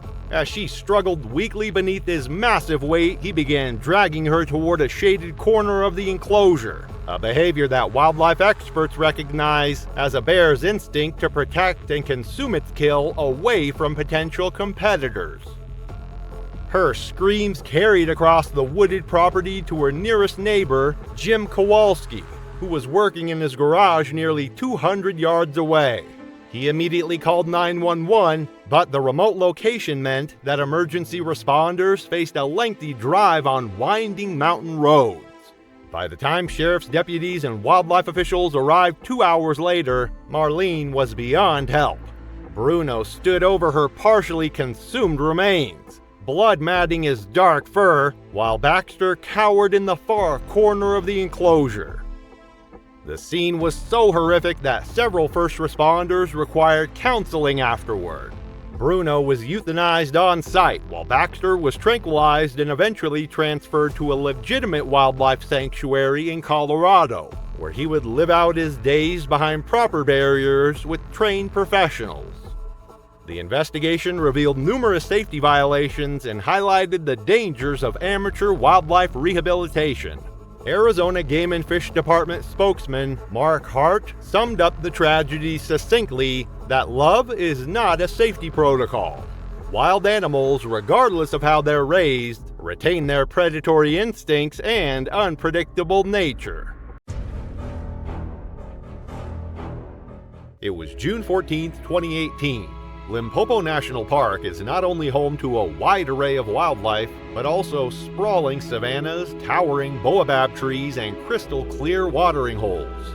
The park also boasts over 240 miles of game drive routes that usually burst with activity as animals gather at dawn and dusk, creating a stunning display of natural beauty. It's a place of unparalleled majesty that every wildlife enthusiast dreams of setting foot in. Marco Borghese was a man shaped by both precision and passion, a careful planner who could still be overtaken by the lure of a fleeting moment. As an architect, he was methodical and disciplined, but when it came to photography, his judgment often gave way to impulse. The pursuit of beauty, of capturing something rare and perfect, sometimes clouded the caution he otherwise lived by. His wife Sylvia, a thoughtful and grounded literature teacher, brought calm balance to Marco's intensity. Their 11-year-old son Luca shared his father's curiosity and his mother's gentleness, eagerly absorbing everything he could about African wildlife before the trip. And thus, it was no surprise that on the 14th of June 2018, Italian nationals Marco and Silvia Borghese, together with their son Luca, headed to the park expecting a fun-filled family adventure. The trio was excited to be there. They spent the first 2 days exploring and watching elephants at the main watering hole. However, Marco wanted to quench his thirst for seeing the famous African lions. And so, on the third day, guide Themba Ndlovu handed Marco his private safari permit for the exclusive western section of the reserve. The guide reminded him of how wild the lions of Limpopo Park were and warned him against exiting the vehicle or approaching predators on foot. That morning, the trio talked about their plans for the day. They would drive 6 miles to the Acacia Plains where they hoped to spot a pride of lions in their natural habitat. After photographing the wildlife, they would proceed to a luxury tented camp where they would spend their final night before flying back to Florence. The morning came and the family, sticking to their plan, made their way to the Acacia Plains. Along the way, they saw a large placard warning of the untamed wilderness within the African bush. At the junction of two roads, Themba pointed out fresh lion tracks and reminded them to remain in the vehicle at all times. Aware of high predator activity, Marco knew the key to getting the perfect shot was patience, but the spur of excitement gave him tunnel vision. A few hours into their drive, Marco was attracted by the sight of a massive male lion. They had arrived at a lone acacia tree, and there they found a magnificent beast, belly distended from a recent kill, blood still fresh around its muzzle. Marco was only 40 feet away from his designated photo opportunity, but his desire for the perfect family portrait was overwhelming to him. He set his camera to timer mode as he watched the sun sink toward the horizon. After setting up the shot, he signaled to Sylvia and Luca to join him. He then changed into photographer mode and took out his camera. Marco then stepped out of the vehicle with his family following behind. Themba warned him, but his words drowned in the tourist excitement. He placed his camera on a nearby rock with his head near the viewfinder. He set the timer and hurried to join his wife and son, but Marco didn't notice as a shadow stirred beneath the tree. The male lion cautiously lifted its head, tasting the air as it observed the intruders. The smell of potential danger drew it to full alertness as the 11-year-old Luca was peacefully posing just 5 feet away. While many see them as majestic and regal, lions' behavior remains strictly primal. The male African lion, which can weigh up to 420 pounds, is capable of reaching speeds of 50 miles per hour in short bursts. Though they often appear lethargic during the day, especially after feeding, lions can switch into attack mode in seconds if they sense a threat or opportunity. With a single fluid bound, the lion cleared the 10 feet separating it from the family. In an instant, it lunged low and thrust its massive head forward. Its jaws opened wide, and with terrifying precision, it clamped down around Luca's neck and upper back. The boy's scream cut through the air, but only briefly as the lion's fangs punctured through the skin, bone, and into the base of his skull. His small frame was yanked violently from his feet, the sheer force of the bite cracking vertebrae and crushing part of his rib cage. The lion dragged Luca backward through the dust and grass, his limbs flailing, his cries turning into wet gasps. Blood pooled rapidly in the dirt. Marco, eyes wild with panic, surged forward in a blind sprint. He hurled himself toward his son, shouting his names, arms outstretched. The lion dropped Luca abruptly and spun, baring its teeth. With a low, guttural growl, it met Marco's charge with a blinding swipe of its paw. Claws like hooked blades slashed clean through Marco's chest, ripping flesh from sternum to stomach. Ribs snapped audibly as the blow sent Marco staggering backward. A geyser of blood sprayed across the tall grass. He collapsed to his knees, clutching his chest, coughing blood, still reaching with trembling fingers toward his son's limp form. Sylvia stood paralyzed, her face pale, mouth open in a silent scream. The scene before her barely registered before instinct finally took hold. She turned to run, but only managed a few desperate steps. The lion, now whipped into a full frenzy by the scent of blood and movement, roared and charged again. It closed the distance in seconds. As Sylvia ran, her foot caught on a stone hidden beneath the grass, and she stumbled. Before she could regain her balance, the lion launched forward. Its body collided with hers mid-stride, driving her to the ground like a battering ram. The sounds of bones snapping beneath its weight echoed grotesquely. Her left arm jerked outward in a reflexive, hopeless attempt to push away the crushing force, but it was only a second before her body went still beneath the beast's weight. While all of this happened instantaneously, Themba was frantically radioing for backup from the vehicle. He had known them to be reasonable people, and so as the seconds passed by, he grew desperate. Soon, seconds turned to minutes, and his feelings grew to horror. He hurriedly called park headquarters, where he informed the ranger on duty about the attack. The ranger immediately issued an emergency response alert in the park. At 4:15 p.m., the alert of a lion attack finally got to the armed response team, who instantly embarked on a rescue mission. When they arrived at the scene, they found the lion still guarding its victims. It was here that the beast had stopped its attack and was now watching over the bodies. Due to the fading light, the rangers had a rough time approaching safely, but after securing the area, they finally reached the victims, but it was too late. Marco's chest had been torn open to the ribs, his skull crushed beyond recognition, and his arms and abdomen mauled to the muscle. Sylvia was found nearby with her back ripped open and spine shattered. Luca had fatal neck and facial injuries, likely from a crushing bite. That evening, the Borghese family's remains were transported to the nearest medical facility. On June 20th, 2018, their extended family arrived from Italy to repatriate the bodies. What was supposed to be a fun family vacation had turned out to be the most grotesque lion attack in the history of Limpopo National Park. To this day, the ferocious male lion that ended the family's lives has not been euthanized and is still roaming around the Acacia Plains in Limpopo.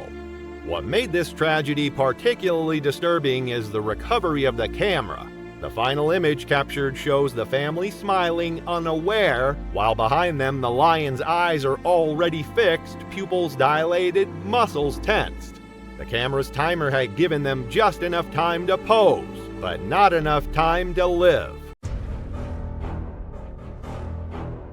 The morning of August 12, 2016, dawned clear and crisp in Glacier National Park, Montana.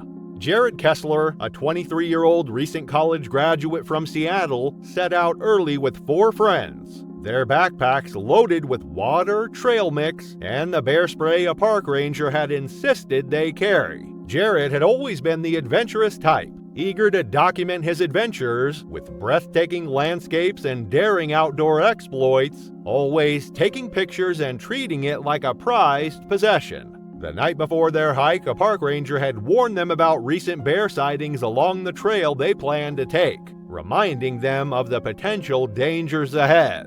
For the first 2 hours, they followed the marked trail. It was around mid-morning when Jared spotted an unmarked path that branched off from the main trail and promised views of a hidden alpine lake. Despite the concerns of his more cautious friend Mike, Jared veered off, gesturing for the others to follow due to curiosity, wanting to see more than just the marked trail. The group had been hiking for about 20 minutes when they emerged into a small clearing, and there, not 50 yards away, appeared a massive grizzly bear.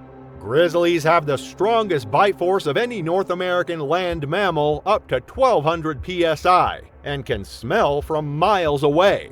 Fiercely protective mothers may fight to the death for their cubs, making them particularly dangerous in the backcountry where surprising one can trigger an instantaneous defensive charge at speeds of 35 miles per hour. While his friends exchanged nervous glances, Jared was already reaching for his camera. The bear's head suddenly snapped up, its nostrils flaring as it caught their scent. Then Jared did the unthinkable. He took another step forward, his camera clicking rapidly, startling the wild grizzly bear. Due to the sudden charge, Mike fumbled for the bear spray, urging Jared to back away, but it was too late.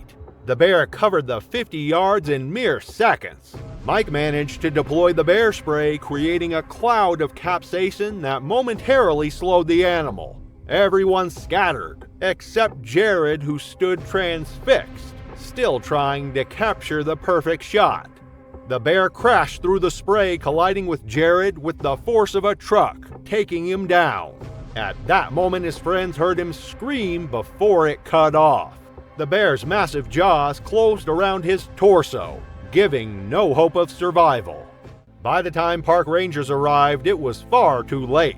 They found Jared's body in the clearing, or what was left of it. The bear had dragged him several yards into the underbrush, an instinctual attempt to perceive a threat from open sight. It was November 26, 2014. The day began warm and dry in Limpopo.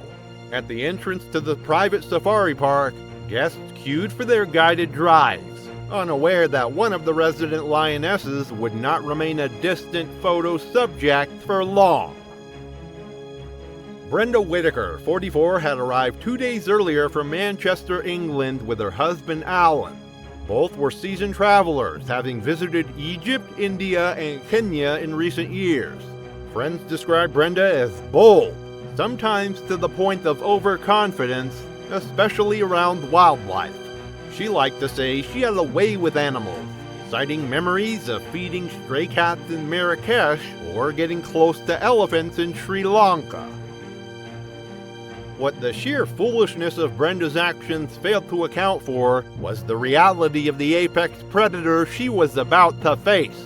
African lions are among the most powerful big cats on Earth, with females weighing over 400 pounds and possessing 10 times the strength of an adult human.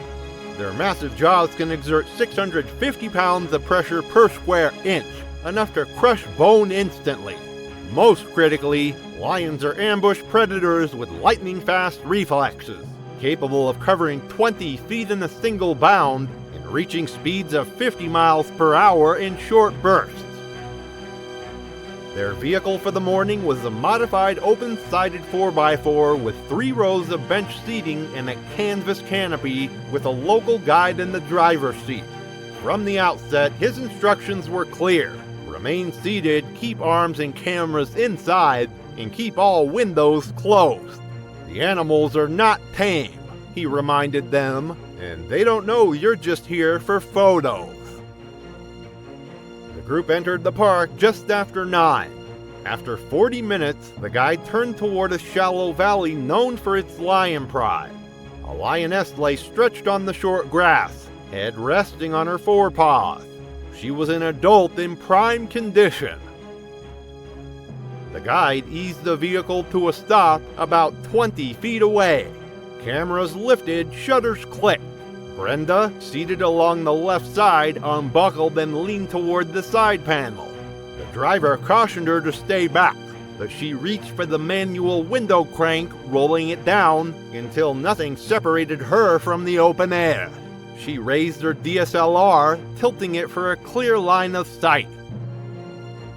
Witnesses in the back row reported that Brenda foolishly began making soft, high-pitched kissing sounds toward the lioness.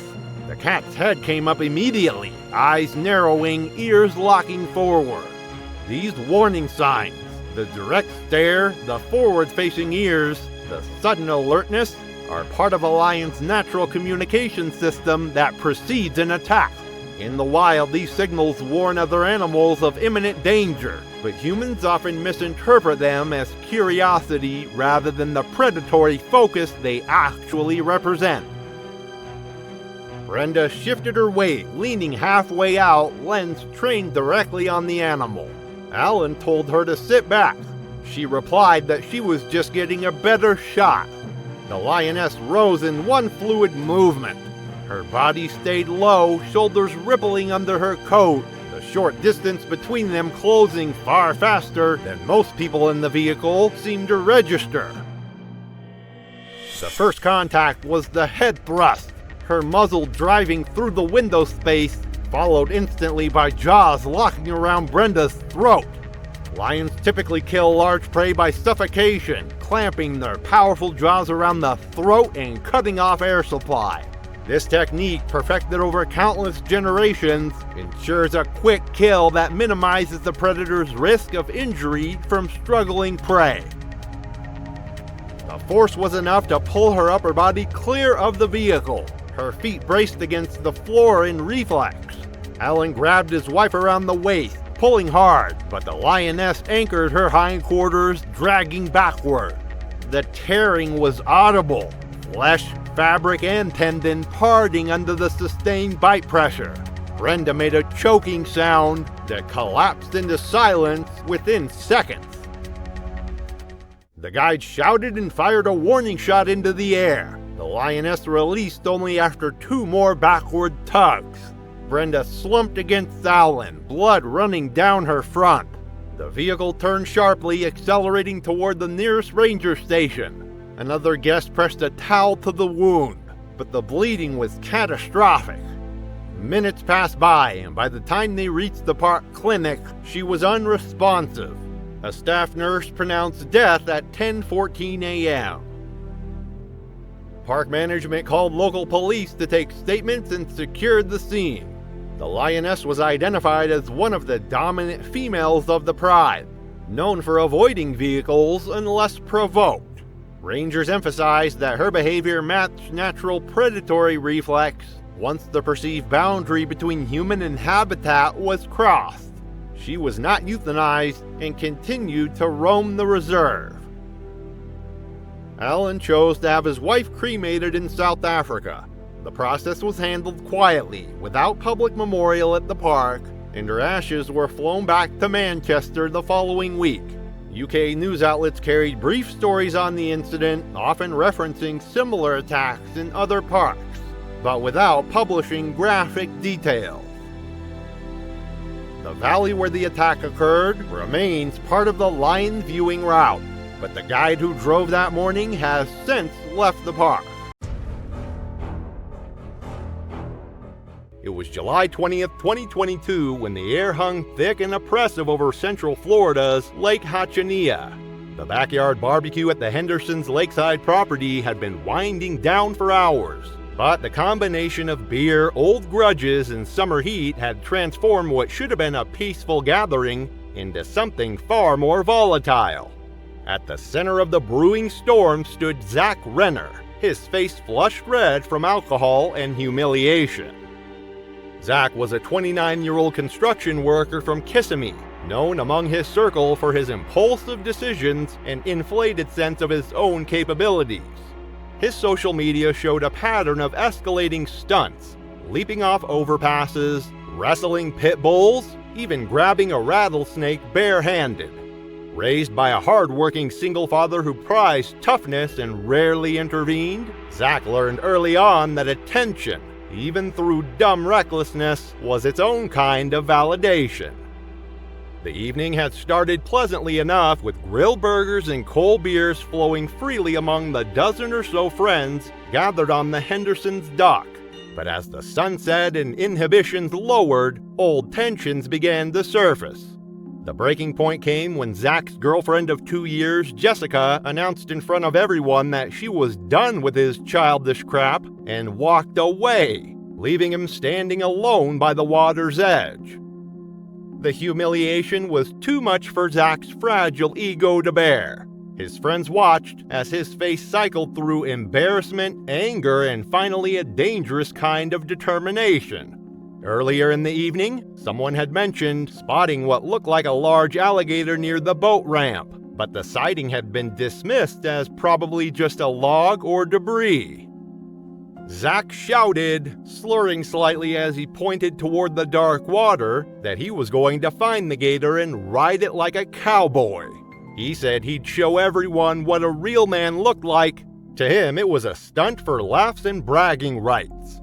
To everyone else, it was another reminder that Zach never understood where confidence ended and stupidity began. His friends initially laughed, assuming it was just drunken bravado, but as Zach began stripping off his shirt and stumbling toward the water's edge, their amusement turned to alarm. Several people called out for him to stop, but Zach was beyond reason, driven by a toxic combination of alcohol, wounded pride, and the need to prove something to people who were no longer paying attention.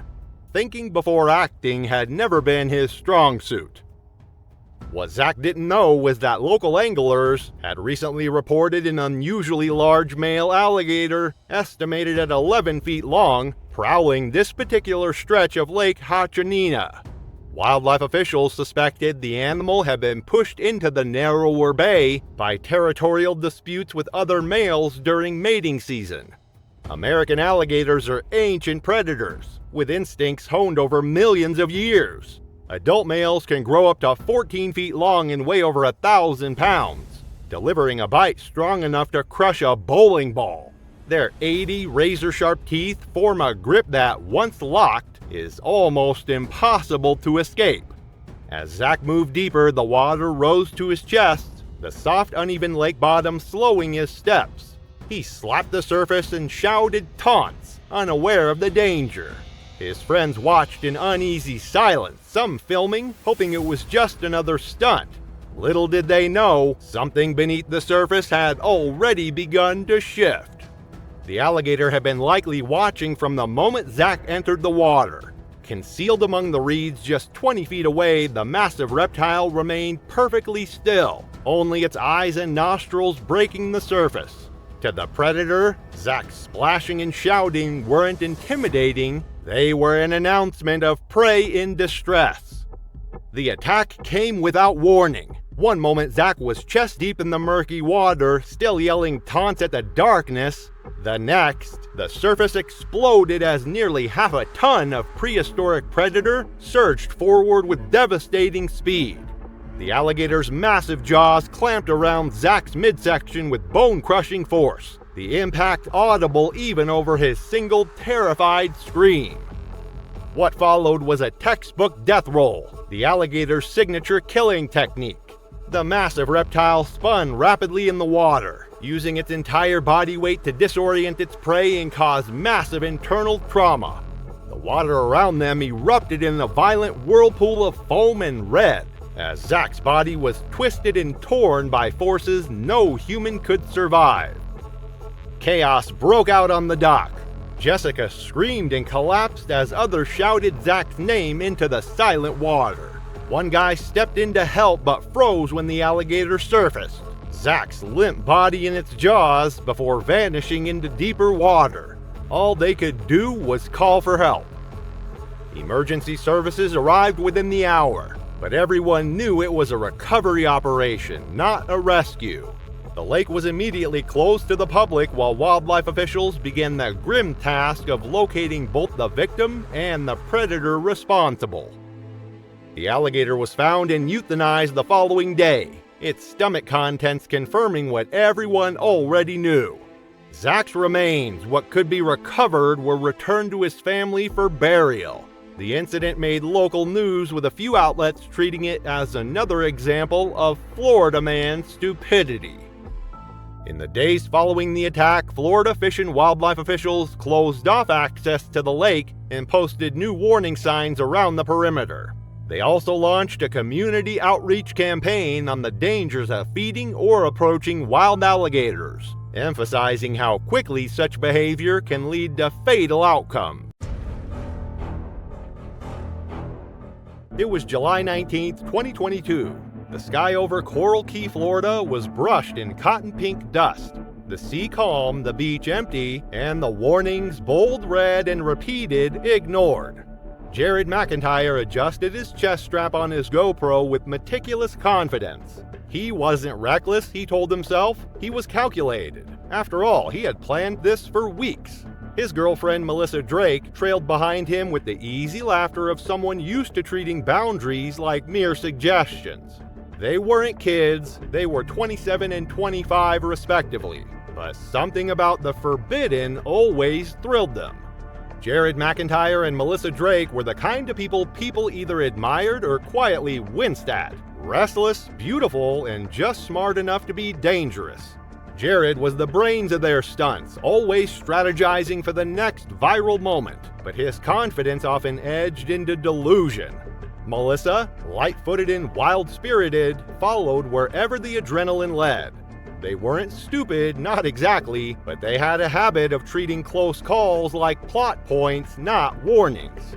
A busted drone battery mid-cliff dive, a near arrest after trespassing in a drained water park, their luck had always held. They believed it always would. Jared had been chasing the next big moment for his growing YouTube channel. The subscriber count was stuck under 12,000 and engagement was waning. He wanted the shot, the uncut, jaw-dropping shot that would blow up online. Glimmering blue waters, golden hour lighting, and the illusion of untamed adventure. Melissa had been in his corner from the start. A yoga instructor and self-described vibe chaser, she believed in Jared's dream and fed off the adrenaline of his escapades. Earlier that afternoon, the pair had wandered past the chain-link barrier that cordoned off the eastern stretch of the beach. Posted in thick lettering were signs from both the Coast Guard and Wildlife Commission. No entry, shark feeding zone, 4 p.m. to sunset. These weren't idle suggestions. This section of the shoreline had been designated off-limits during feeding hours for over a decade. The tides in this pocket drew fish migrations, and with them large predatory sharks. Bull sharks, black tips, even the occasional tiger shark.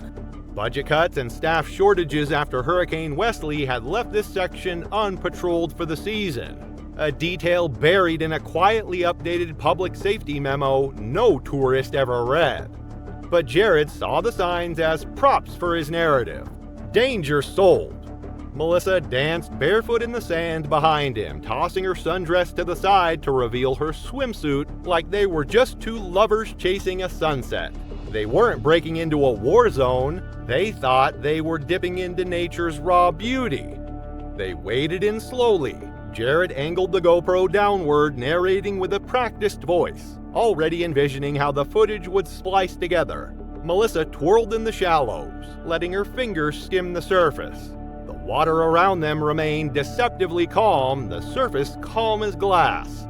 No lifeguards, no patrol boats, just a mile of restricted ocean, empty except for two people who believed rules didn't apply to them. Beneath that glassy stillness, however, something else moved, unseen but not far. Bull sharks, which are notoriously aggressive and highly territorial, tend to frequent shallow coastal waters. They're unique in their ability to tolerate fresh water, allowing them to hunt in estuaries and river mouths, but in this case, they were drawn by fish blood and bait dumped by marine biologists conducting controlled feedings offshore. But sharks don't circle ominously like in movies. They attack fast, often without warning. It happened fast. Melissa was closest to the drop-off, laughing as she dipped beneath the surface, unaware that a dorsal fin had just sliced the water 20 feet away. Jared's attention was on the horizon, panning his camera across the skyline, oblivious to the silent mass that was already closing in.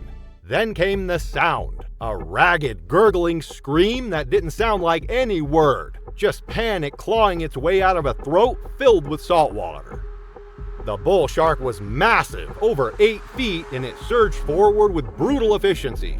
Melissa was yanked downward only to reappear in pieces. Her legs kicked weakly as the shark clamped down again, this time dragging her farther toward deeper water. Jared tried to grab her wrist but only got her hair, which slipped through his fingers slick with blood. Jared fought to keep her afloat, pulling her toward the shore, but she was limp and screaming. He tried kicking at the water as if it would deter the predator now fixated on her. But a second shark appeared, then a third. One darted beneath them, grazing his thigh with rough skin like sandpaper. Another tried to bite his torso, barely grazing him, but ripping his GoPro off. Panic became survival. He let go of her and frantically swam to shore. By the time Jared stumbled onto the sand, he was retching. His legs were shaking, his hands trembling as he stared back at the surf.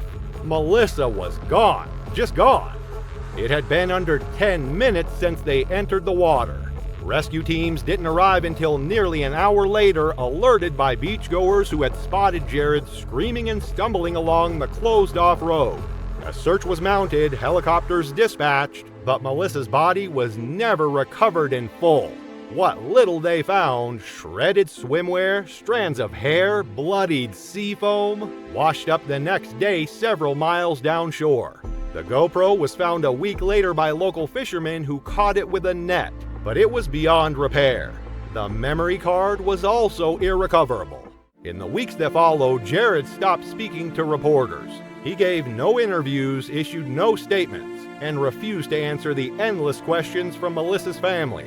He drifted between motel rooms along the Gulf Coast, aimless and quiet, the sunburn on his shoulders peeling into pale, sickly patches. People recognize him sometimes, whispers in gas stations, sidelong glances at diners, but no one ever approached. He'd entered the water chasing legacy and came out with absence. Not even a body to bury. On July 22, 2008, the summer sun heat beat down on Ocean Sky Marine Park near Tampa Bay, Florida. The midday orca show was minutes from beginning, and 28-year-old senior trainer Ariana Mendez was making her final preparations. Despite her outward professionalism, inside she was filled with dread, a feeling that had been growing for months as she observed disturbing changes in the behavior of Cairo, the park's star 21-foot male orca. Ariana had always felt more at home in the water than on land. After earning a degree in marine biology, she had landed what she considered her dream job at Ocean Sky. For nearly a decade, she had worked her way up from an entry-level position, eventually becoming the lead trainer for Cairo, the massive 12,000-pound orca that was the park's main attraction. But in the spring of 2017, Ariana began noticing concerning changes in Cairo's behavior. During training sessions, he would sometimes ignore commands he had followed flawlessly for years. During performances, he had begun slapping the water aggressively and making high-pitched vocalizations that Ariana had never heard before. On July 3rd, he had clamped his jaws around a training platform and violently shaken it, behavior that orca experts recognize as displaced aggression and a serious warning sign. After Cairo had grabbed Ariana's wetsuit during a routine and held her underwater longer than planned, she filed a safety report recommending his removal from performances. Park management noted her concerns but ultimately ignored them, prioritizing the summer show schedule. That July day, Ocean Sky Marine Park was packed with summer visitors. Despite her misgivings, Ariana took her position poolside for the sold-out midday orca show. The show began without incident, with Cairo performing perfectly for the delighted crowd. During the finale, as Ariana knelt with a fish bucket, Cairo approached as expected, but suddenly lunged upward, his massive jaws open as his head emerged from the water.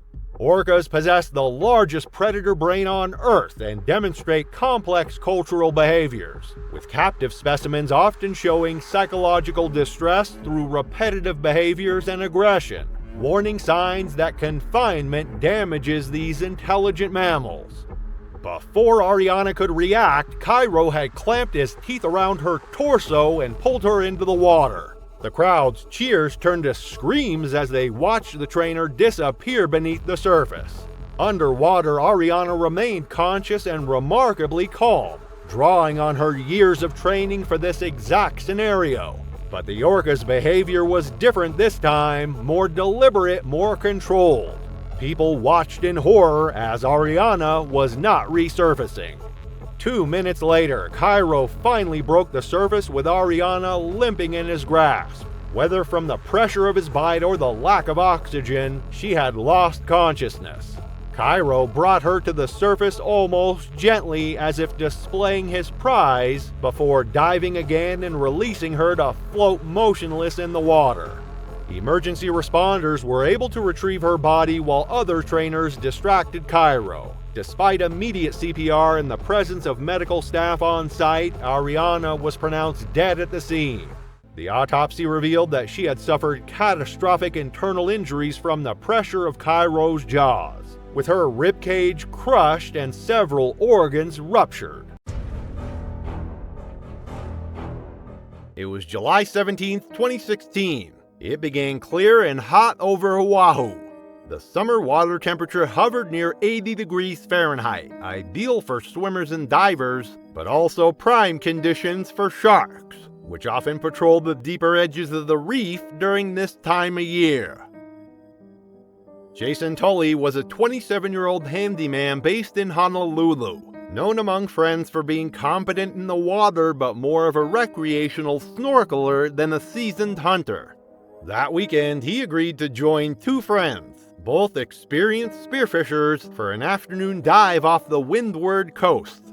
The plan was casual: swim out from a small cove, take a few fish for dinner, and return before sunset. The men met at the beach around 1 p.m., rigging gear under the shade of ironwood trees. Jason borrowed a short spear gun from one of the others, along with a mesh catch bag meant for storing fish during the dive. As they checked the equipment, one friend named Kaleo reminded Jason of a standard safety practice. Keep your catch bag in the boat or float it well away from your body. Speared fish bleeding into the water act like a dinner bell for predators. Jason nodded, but minutes later, in an act of either stupidity or forgetfulness, he clipped the bag to his belt anyway. The first hour passed without incident. They moved along the outer edge of the reef, diving to 20 and 30 feet, surfacing between drops. Jason managed to land 2 small parrotfish, and later a larger goatfish. Blood seeped into the bag, trailing into the water as he swam. By the time they decided to turn back toward shore, his mesh sack was noticeably heavy, its contents still dripping. Kaleo warned him again, gesturing at the bag and telling him that was asking for trouble. Jason laughed it off, saying they were nearly done. However, Jason wasn't familiar with the predators in these waters. Tiger sharks are among the ocean's most dangerous predators, growing up to 18 feet long and weighing over 1,400 pounds. Their serrated teeth can slice through bone and cartilage with ease, while their powerful jaws exert crushing force. These apex predators possess an extraordinary sense of smell, capable of detecting blood in the water from miles away. It was 3:40 p.m. when the encounter happened. The 3 were in about 40 feet of water, sunlight still penetrating clearly. From below, rising from deeper blue into the paler reef zone, a large form appeared, moving with slow, deliberate sweeps of its tail. At first, the friends thought it was a reef shark, common in the area. But as it came closer, its massive head and blunt snout became unmistakable.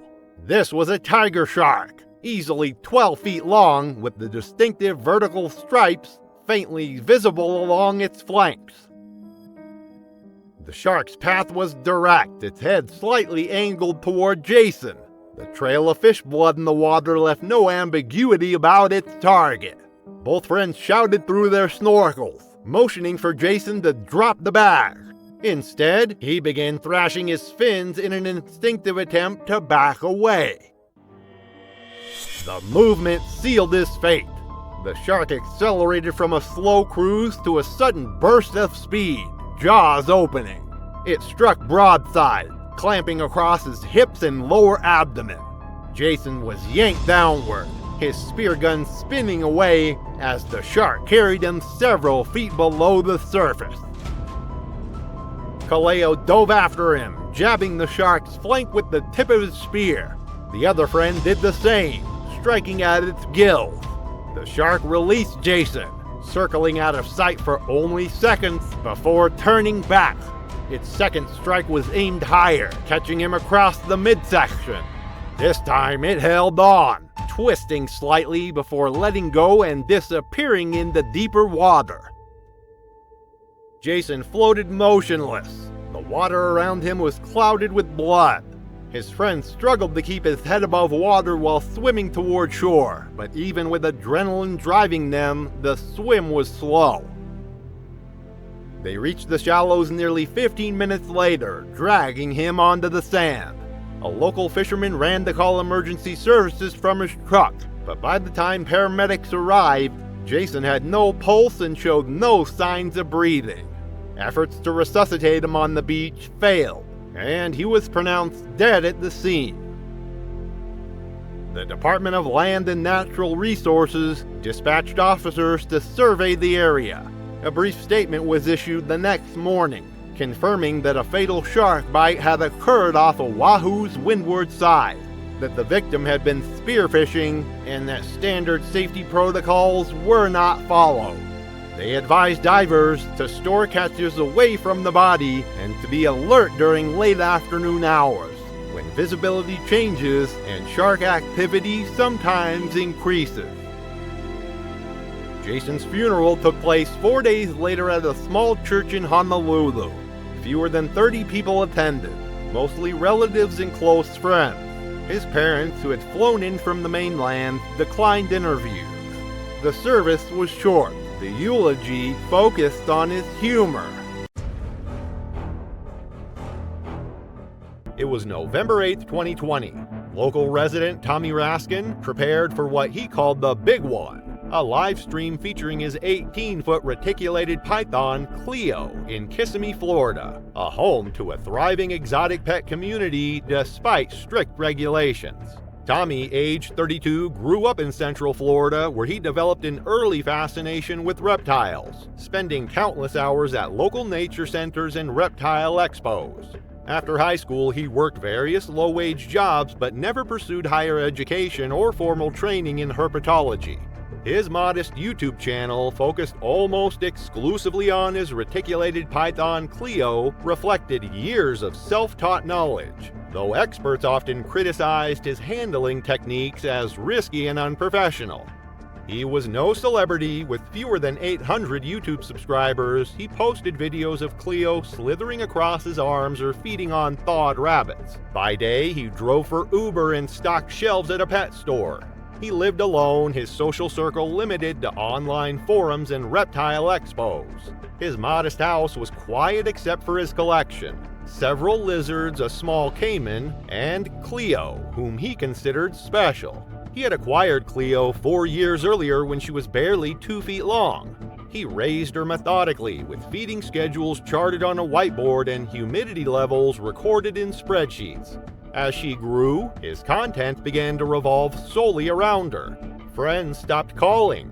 His sister blocked him after he missed her wedding to medicate Cleo. But Tommy didn't care. He believed he was proving that reptiles weren't just dumb killers. That fateful evening, Tommy prepared his camera for a live stream that would change everything. His plan was absurdly simple: lie shirtless on the floor, cover himself in rabbit scent, and record Cleo's reaction. He titled it, "What Happens If I Pretend to Be Prey?" Several subscribers urged him not to do it. One warned that pythons don't think the way humans hope. But Tommy, ever confident, insisted Cleo had never bitten him. After months of planning for this viral moment, Tommy couldn't contain his excitement. He took a thawed rabbit and rubbed its scent across his bare chest and arms as viewers began joining the stream. He positioned himself on the floor of the enclosure, smiling at the camera. As comments poured in, he drifted further into his fantasy, ignoring the danger lurking in the corner. Reticulated pythons are ambush predators, especially when presented with prey-scented, warm bodies. Pythons don't attack out of malice. They attack because millions of years of evolution had programmed them to associate those specific stimuli with food. A snake doesn't recognize your history together, your voice, or your intentions. It only recognizes feeding cues and threat cues. And a warm body covered in prey scent will always register as a feeding opportunity. Cleo approached slowly, tasting the air with her tongue. The smell drew her closer to Tommy, who lay peacefully on the floor. She raised her head, muscles tensed and ready. With lightning speed, she struck, wrapping her massive coils around his torso. He gasped in pain, trying to free himself as the snake constricted tighter with each exhaled breath. Viewers frantically typed warnings in the chat. They pleaded for someone to call 911, desperately trying to identify his location. By the time authorities forced their way into Tommy's home nearly an hour later, they found Cleo midway through consuming him. Her jaws stretched impossibly wide around his upper torso, slick with saliva. His legs were motionless, already halfway engulfed, and the pressure of her muscular coils had long since stopped his heart. Circulation to his brain had been cut off within minutes, and his internal organs were compressed beyond recovery. What was supposed to be a breakthrough viral video had turned into the most grotesque python attack in Florida's exotic pet history. The massive reticulated python that ended the 32-year-old's life remains housed at a secure facility, a living reminder of what happens when humans forget the untamed nature of apex predators. In the weeks that followed, Tommy's channel didn't go viral, it curdled. Viewers who once cheered his confidence now picked apart every interaction with Cleo, replaying moments where the warning signs flickered like static behind a smile. One clip showed her coiled loosely around his shoulders as he read fan comments aloud. Another caught her tightening on his wrist for a breath too long. He always laughed and would say that she was just feeling cuddly. Animal control removed her that same evening. She was deemed non-releasable and transferred to a private reptile facility where she remains in solitary containment. No name on her enclosure, just a cage, a heat lamp, and silence.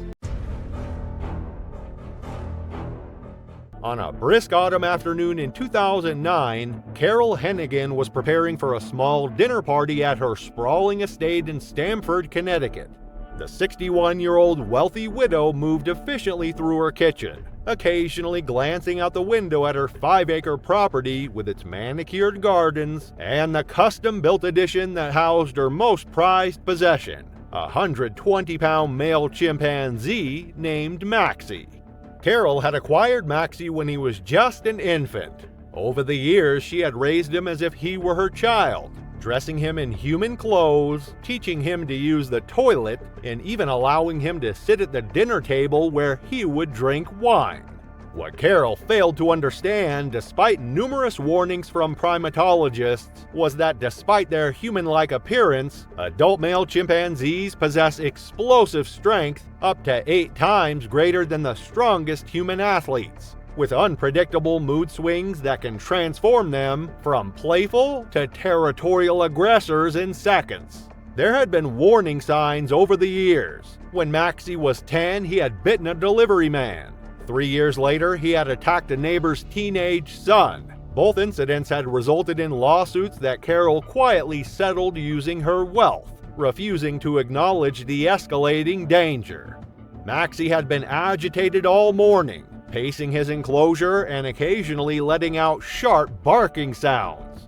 Concerned that he might disrupt her evening plans, Carol decided to give him a special treat, a glass of wine and some of his favorite strawberry ice cream.